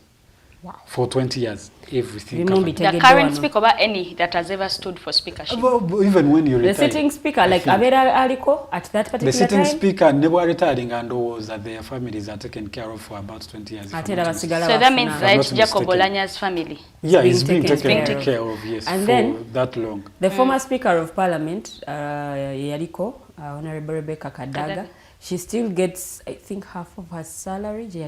Speaker. See, if I'm not so mistaken. my problem is, ordinarily I would have no problem with music. That would not be a problem.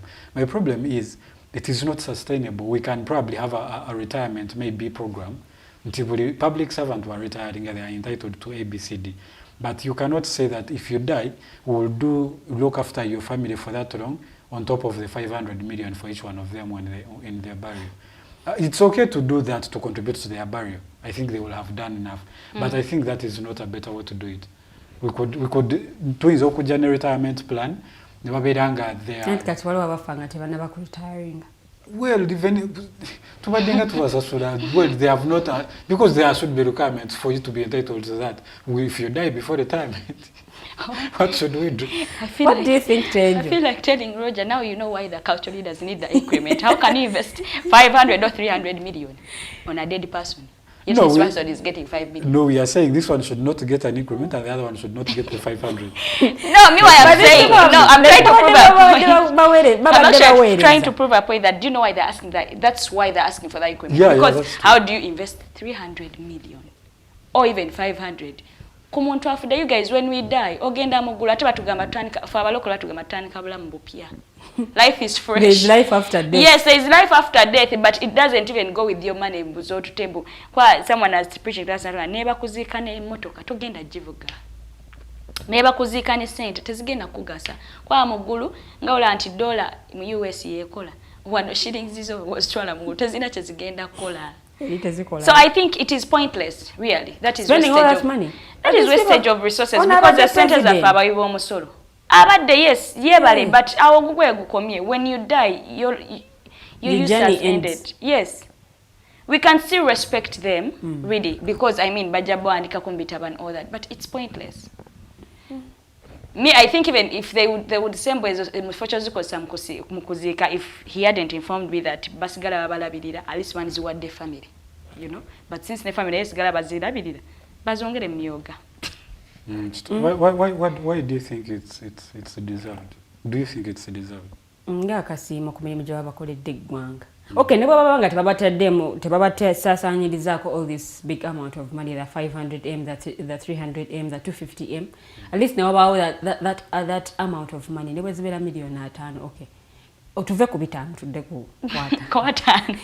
At least that amount of money. Okusinziira ku mirimu gyababeera bakoledde eggwanga, because tulina abantu ababadde mu offices ezo nga at least they've done good service to the people. Yeah. Nga bakoze bulungi nnyo eri That is what they want to the office to do. Justice Kenneth Kakulu agenza okuva mu bulamu bw'ensi eno nga bambi buli muntu agamba tabaddemu akola emirimu gye bulungi. So in a way of appreciating emirimu egyo gy'abadde akola okumuziika kwe, we have been appreciating. That is why we have been paying them. And the offices, they were not born entitled to. They weren't working for free. Yes, we put them in that office. They felt the calling to do that. We facilitated their calling.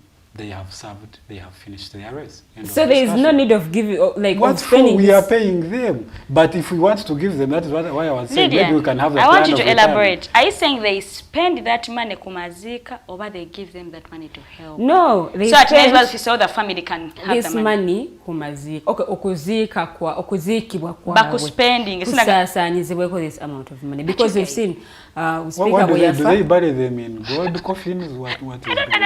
But omuntu aba afudde service no kuliisa abantu. Stove. No kutambuza omulambo. Yes. And it costs 500 million. Omukulembeze w'eggwanga. Omukulembeze w'eggwanga wa 500 million.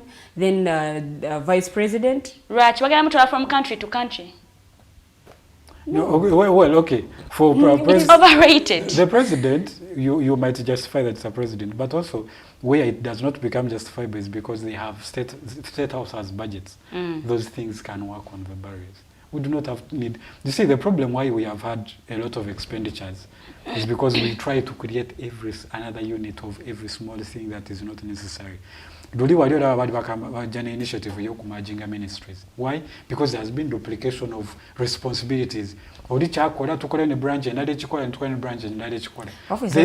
monies that are running the state house can just as well work on the body of the president. End of discussion.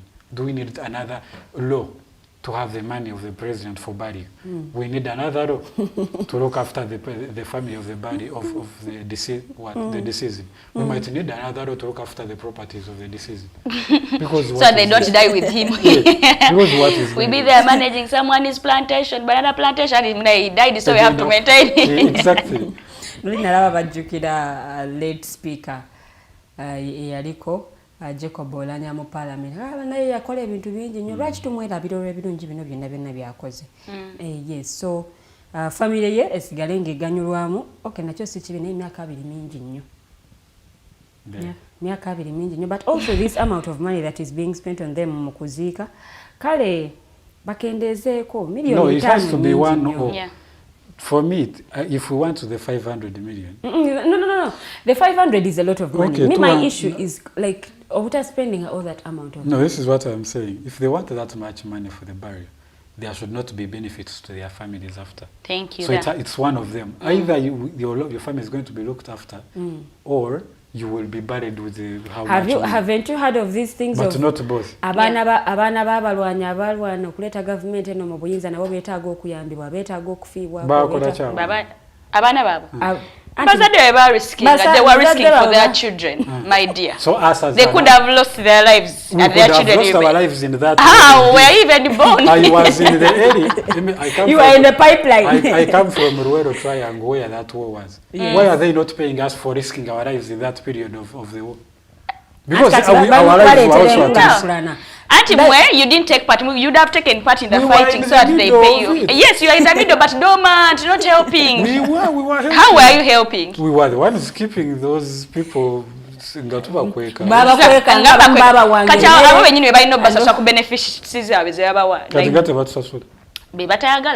naye kati ababalwanyi nati mwe bakuumanga si ekyo kati bo badda abalwanyi abalwanyi be beebaza ababakuumanga. It's like abakozi ba government obawumula ne basigala nga babawa it's pension, right? Ne basigala nga balinako omutemwa gw'essente gwe babawa okubasiima kale emirimu gye baakola. Yeah, I think that is okay. Kati ate bano abafudde ababeera bafudde lwaki toyagala bo babagire. No, kyambadde nkugamba, that's what exactly I was saying. That even for these ones, webali manya speakers, manya president, prime minister, those people, they could use the same system of pensions. Nabo ne basasulwanga any other public servant. Naye tetuyinza kubeerawo nga twabira family yo for 20 years. Ne tukusasula 500 million on your burial. Ne tuddamu ne tukwa ne pensions, those retirement benefits. Really? Is that fair? That is overspending. We are an indebted country. We cannot afford to spend that much in these small things. To me, I think we have to decide on one and go with it. Eringa nkola yakubasiima, but Nacha these leaders sometimes can amuse. They are insured, their family members are medically catered for. Exactly. They are given some family allowances. Now, why that huge money for just burial? Exactly. Okay, see, okay, huge kale tuveeyo bakendezeeko. Tebalina kubeera 10% of that, but no. 10%? No. Of the 500? This is a million at time. No. Nezwa million asatu. Anyway, kala atano is fairly okay because I mean they did good things for the world. Because there is one that the family sin native. For example, yaliko vice president nava. Kale baziva we bazisale ku pension zaabo. You know, if the money is not already available, you can cut it off then netuzibalira. That's also okay. To cater for the emergency. Because those guys be stable, by the way. Already babera investing and already nga balina saying. Anti kati waliwo abamu ababeera mu bifo ebyo, for example oli ayinza okubeera nga vice president kati nga bwolaba saba minister ba prime minister. Mubaka mu parliament alina abantu bakiikirira. Mu constituency y'abantu babasaba obuyambe buli kadde. Ndio tuziikireko eno twetaaga bino twetaaga bit amaliza ngo omusala gwo gumwaguwadde yeri. Naguweyo they are servant leaders. That is why they are in those offices to solve the problems of the people. If they are not servant leaders, they should not have taken that office in the first place. That is what comes. That is the package. If you come, these are the expectations. You must meet them or not meet them. So you cannot say, we are going to use the public, the national coffers to facilitate every small detail of your office. I think even us, we should be paid for being good citizens. Thank you. You know? Because that is why it is good. Tufanga government ino kuange to contributing in our country. We are very good citizens. Would disobey, make the country crazy. Now we have been good citizens. Amalwaliro weegali tebatukoledde tusasulira enguudo ze bakola anti ne babiteeka mu nkola. Exactly, we pay them. They don't do it for us, they do it with us because we are all beneficiaries. But they would have stood down. Exactly, in the first. If you cannot do that, don't run. Bwoba toyagala amanya mukira kukonako togenda mazina ga nkima. It's that just the way it is.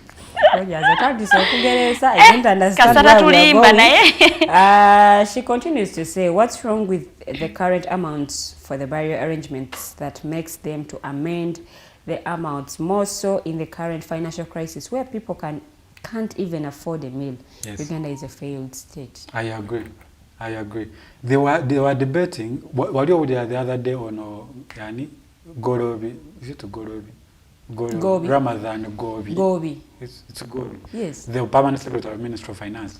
He was saying, but they are cutting the travel expenditures on those MPs, which manya to benchmarking to particular offices, to avoid the over-expending on those things. Nebagamba, there is also a plan, I think, which is supposed to take effect, I think, in July of this year. Ebyokumajinga ministries, to avoid duplication and overspending on the same things. So if we are trying to gather some resources to run our national budget, how do we now afford to start making new laws to increase the monies on burials, for God's sake? What does someone's burial contribute to our country?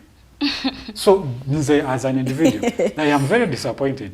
Because honestly speaking, you cannot be someone who's holding a public office and all you're thinking about is how I am going to be buried. Honestly. How really? Your family is going to benefit from you dying. People will even kill you until they know. Seriously. No, it's not fair, honestly speaking. It's not fair. If the country is working so much to make sure that we have some reserve, our revenue collection stands, I think the last financial year was at around 22 trillion. This coming financial year, 2023-2024, our whole budget expenditure is going to be around 50.8 trillion. Our budgets keep increasing, yes. But of that, there are chances that we cannot even finance half of that budget from our internal revenue collections and the taxes. So if the country cannot have the capacity to finance half of its budget, and the monies that the little monies that we do not already have, you want to channel it to barriers of MPs. Does that make any sense? It can be that,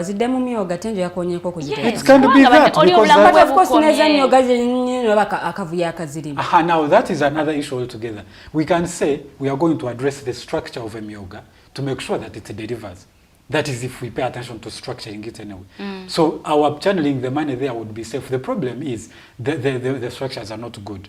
And the implementation. But we can address the implementation and then structure the money. The money can do much better than burying someone, honestly. So for me, our country that is struggling, we are third world, we are indebted, we are poor. We are poor. And we are making laws to bury people, honestly. Weba basabira omuntu afudde bagamba omulimu gwe gukomye wano. Ogw'okunsi. Thank you. So why do we use ate ebyokunsi okumwongerayo omulimu? Because ogugwe gukomye. Why would you invest a lot of money in a job that it is just like you have a business? Negwao. Naye notekamu sente. Naye ate notekamu sente. Sina gisitula. Ogisupporting ogisuula. It doesn't make sense. Ensonga tugenda gikomerawo kuba mpuliranga sipatidde bulungi. Mutema yamuli mwana wa minister libya daizo kwaga mwana wa minister. You guys don't want like okuba nti bano abantu baba spending like any single penny. That is what you guys are saying. No, it's not what we are saying. That is what he said either or. Because agenze ne family esigadde bulungi. Right? Because we take care of them for 20 years paka ibe figuring out. So it's either that oba tubawezo sente fe twajjeko omukono tugambe nti Uganda ekumaze.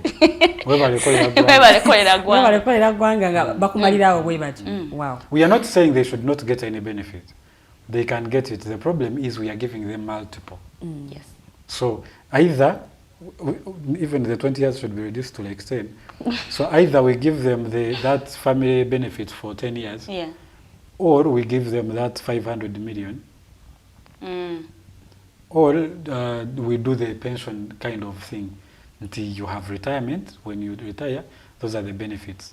Or they can even say that if a person dies at, for example, 40 and they have not reached retirement, there are chances at least they can calculate like their pension for like the next 10 years. Nebaziwa family to just run the family to start to keep life until they cope and get themselves going. But we cannot give them the pension. Netuba 500 million. Netuba benefits for 20 years. So I think we should. But actually, Jukidam, you're doing this. You're saying you are doing it to appreciate people for the work they have done. While you're not but still they would benefit from that because I mean they are not going to say abakoze bokabe tu. Ngatebakoze batya. Ngatebayambye egwanga. Tebaliyo. Mbamenye wano banchime sawa zino.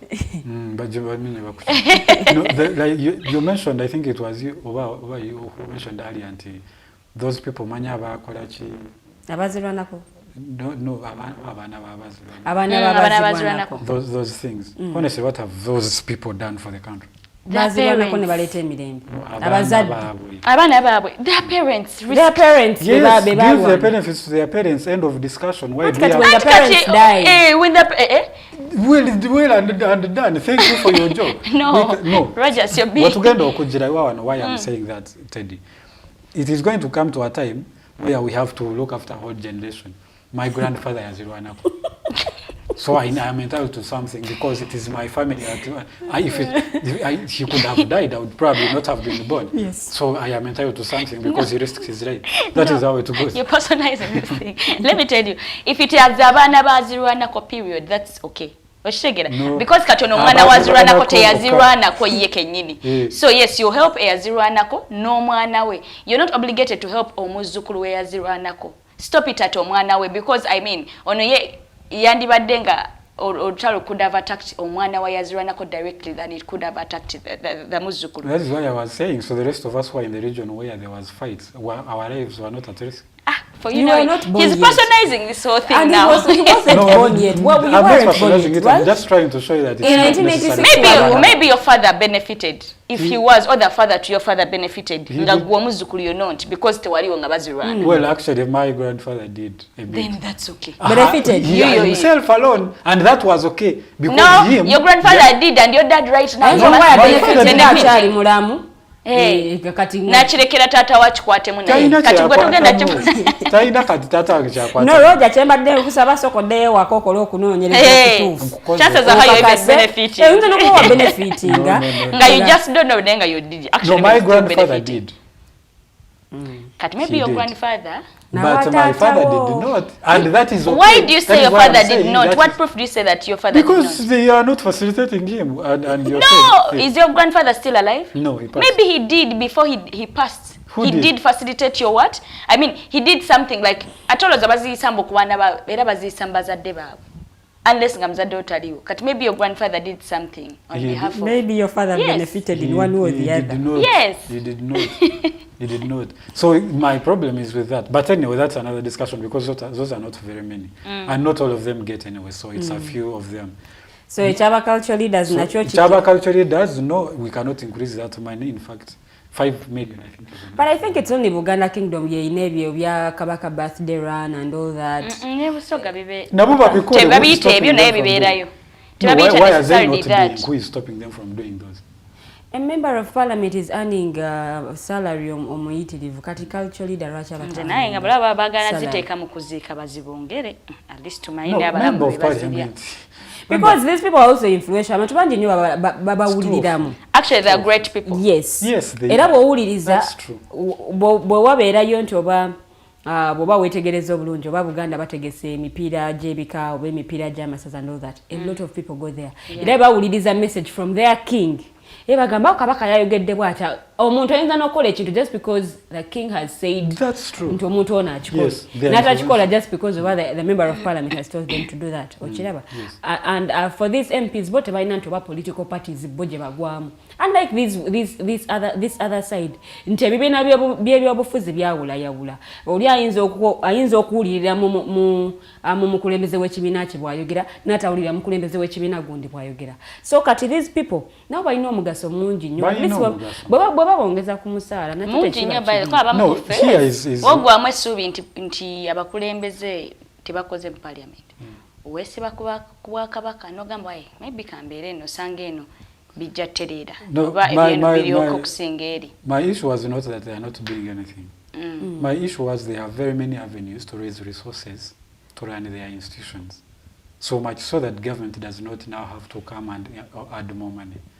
You have people paying those busuru. You have the Tofali lyali ya masiro. Auntie, who is stopping the other kingdoms? They would have used their 5 million to do that. Ataga ageri gajja gawano mu Buganda ge gajja. No, what I am trying to say, they are not going to do the Tofali itself. Okay. But they can bring initiatives that can raise money because they are influential. So they can find a way of raising resources to run their institutions and to also facilitate them. But do you think that money is enough? We don't need on top of all that. They are dormant. That is why they are not. Do you think that money is enough? Well, okay, let me ask. Do you think that money is enough? Because nga kingdom temoni mu bantu basatu ba bantu 10. Kituufu. Mulimu abantu bayitirivu nnyo. Okiraba. Mubeeramu abantu abakwasaganya bakola ensonga z'ebyobulamu ne baddayo ne balupira kingi waabwe. Okay, no tebakoze ku nsonga z'ebyobulamu. Dolaba nga avaayo kyogerako. Security wise and all that ebintu ebyenjawulo. So the kingdom is not run by only 2 people. When they do these initiatives, Central Ruse zinzo okuvaamu. Zinzo okuba tezimala. I've seen initiatives here in Uganda zebakola oba Kabaka birthday run nga bagamba sente zinavaamu zigenda kuyambako okujjanjaba abakyala abalina fistula mu malwaliro ag'enjawulo. Oba sente zinavaamu zigenda kuyambako okudduukirira eddwaliro ly'egindi eryetaaga okuddaabiriza and all that. So that is where at times that money goes. Who are they working for? Those kings who back for the people. Exactly. So why does government need to pay them? Because they work for the people, don't they pay MPs because they they also work for the help people? government okubaako enjiri emu gye baweereza. This is why what I'm trying to say. I don't know if you've not understood me or you just have a different opinion. What I'm saying is this. Because they have the influence, they can find ways of raising the money. Second of all, even the people, the presidents, if they die, by the time they are leaving, even if they are in public service, they can do personal work, they can do personal investment, they can earn. Who is stopping those culture leaders to do that? The other ones have stepped down, but resigning, but these ones are still in power. Which ones? No. Culture leaders government by aina kedi agenda kera kumacha agende mu akedi. Lwaki tagitekawo? Ani amugano gitekawo? No, ani amugano. No, but they have TVs. They have radios. They can invest, but do you know that, make money. Do you know that those cultural leaders, all about now, like, let me say Buganda, but of course even Basuga have Baba. But do you know they pay taxes? Which ones? Their TVs, their radios? Yeah, they should. They pay taxes. Those are the investments. So, are you trying to say that also government, they should not pay them since they can also find means of raising the money? Then why are you saying that to the cultural leaders? This is what I have said. So the MPs, in a personal business, are they exempt from taxes? Do they not pay taxes? Sometimes they don't. They do. Corrupt. Sometimes they don't. We all know that the Uganda. But you know, but the law is everyone has to pay taxes. Yes. Right. So I am saying they can do personal investment if they have. They can influence people to do initiatives. They just can't find. And they also do these initiatives because the money they want the increment is not for the kingdom; it's for themselves. So because the MPs have their investments, are they paid? They are paid. Thank you. So they are paid. Even if these guys have, maybe they have, they should still be paid. No, because this is why I'm saying no. So because the MPs, the influence that this one has, the MPs do not have that. Their only income is either their investment or their salary. Those two. They also get allowances. The kingdoms have the opportunity to run initiatives and get those money, get services to the people, do their personal investment, and get the 5 million. Why do we need to increase their salary? I'm not saying they should take the 5 million. I think they should have 5 million. And not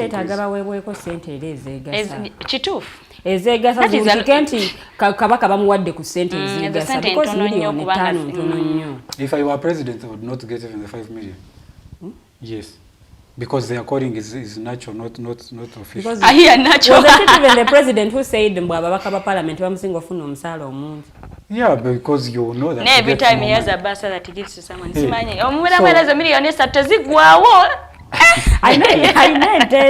like atunda kwezo. Atunda amata. Abatunda amata n'abako katolera eri abantu be. But Rogers, cultural leaders, I think they deserve it. They deserve that 10M. They don't even deserve 5 in my case. But the initiatives. Let me ask one question, Rogers. In your culture, do you guys have culture leaders? Several literally scrapped it. That's why you feel that way. Now I get it. That's why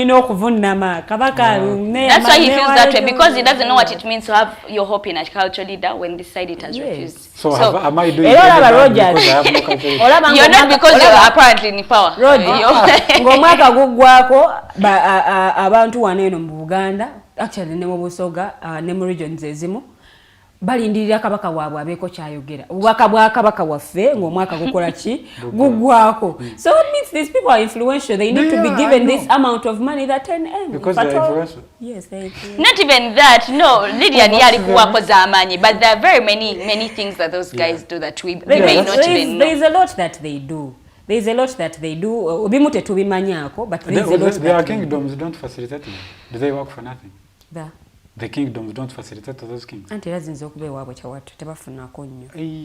Kubanga tebakola babiri nga bwe nkugambye. Kingdom erimu abantu bangi. Yes, but the kingdom should be facilitating them. They work for the kingdom. So honestly, Roger, let's agree to disagree. For me, they should not even get the 5 million. For you, well, if you think it's justified to add them 5, let it be. To leave this place. 1, kingdoms should not be paid. Kings should not be paid. 1, 2, there should not be burial money. In fact, we don't even need that law. 3, we were talking about the road accidents. Guys, we need to pay attention to road signs. It is your life that is going to be lost. It's not that it is a particular individual. It could be you or your friend or your relative or your loved one. So eventually it goes back to me. So as you drive recklessly or as you run for that appointment, you could lose your life and not reach there. So I think we need to pay attention so much. That is for me. Thank you so much, Rogers Tuihabwe, our guest of the day. Thank you very much, Lydian. Well, Guest of honor. one, culture leaders should be paid, in my view, because I mean, their culture leader is already in power. You know, he's already leading. His hand says this should be done. So that's why he feels that way. If he scrapped it off, yes, if he scrapped it off, then he wants it for himself. 2, like he said, when obulamu bwe bugagga, bingi nnyo byotagenda tukako nga toyina bulamu.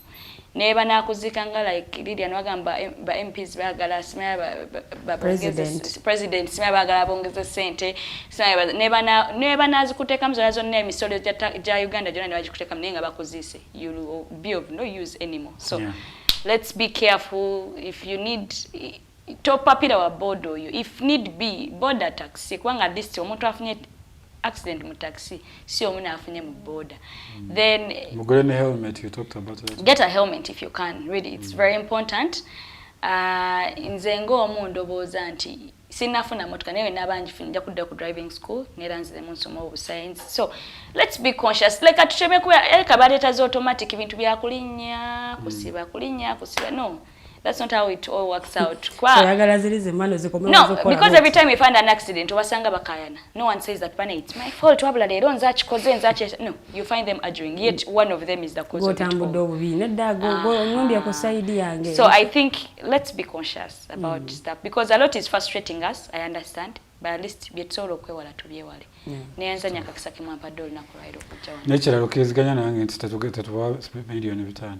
I agree with you. I definitely agree with you. Thank you so much, our viewers, for keeping it the alternative Digitalk. Okuva gye twatandikidde okuva ssaawa 2 ez'okumakya ate okutuuka wano tugenda okuba nga tuwunzikira. Neebaza abakulu be mbadde nabo ku set la Teddy Tenjo Nabukeera n'omukulu Rogers Tuihabwe bane tweyanziza nnyo tweyanzeege. Nze omumbejja Luwedde Lydian era kaneebalize ddala ttiimu gye tukoze olunaku olwaleero. Mwami Jeremiah Mukiibi ku camera, so ng'ate mu control room waliyo omwami Mokose Arnold Anthony. Thank you so much for working. Have a blessed day. Kamba tegeeze nti no rencha might drive ejja kubanga yeyongerayo. Good morning.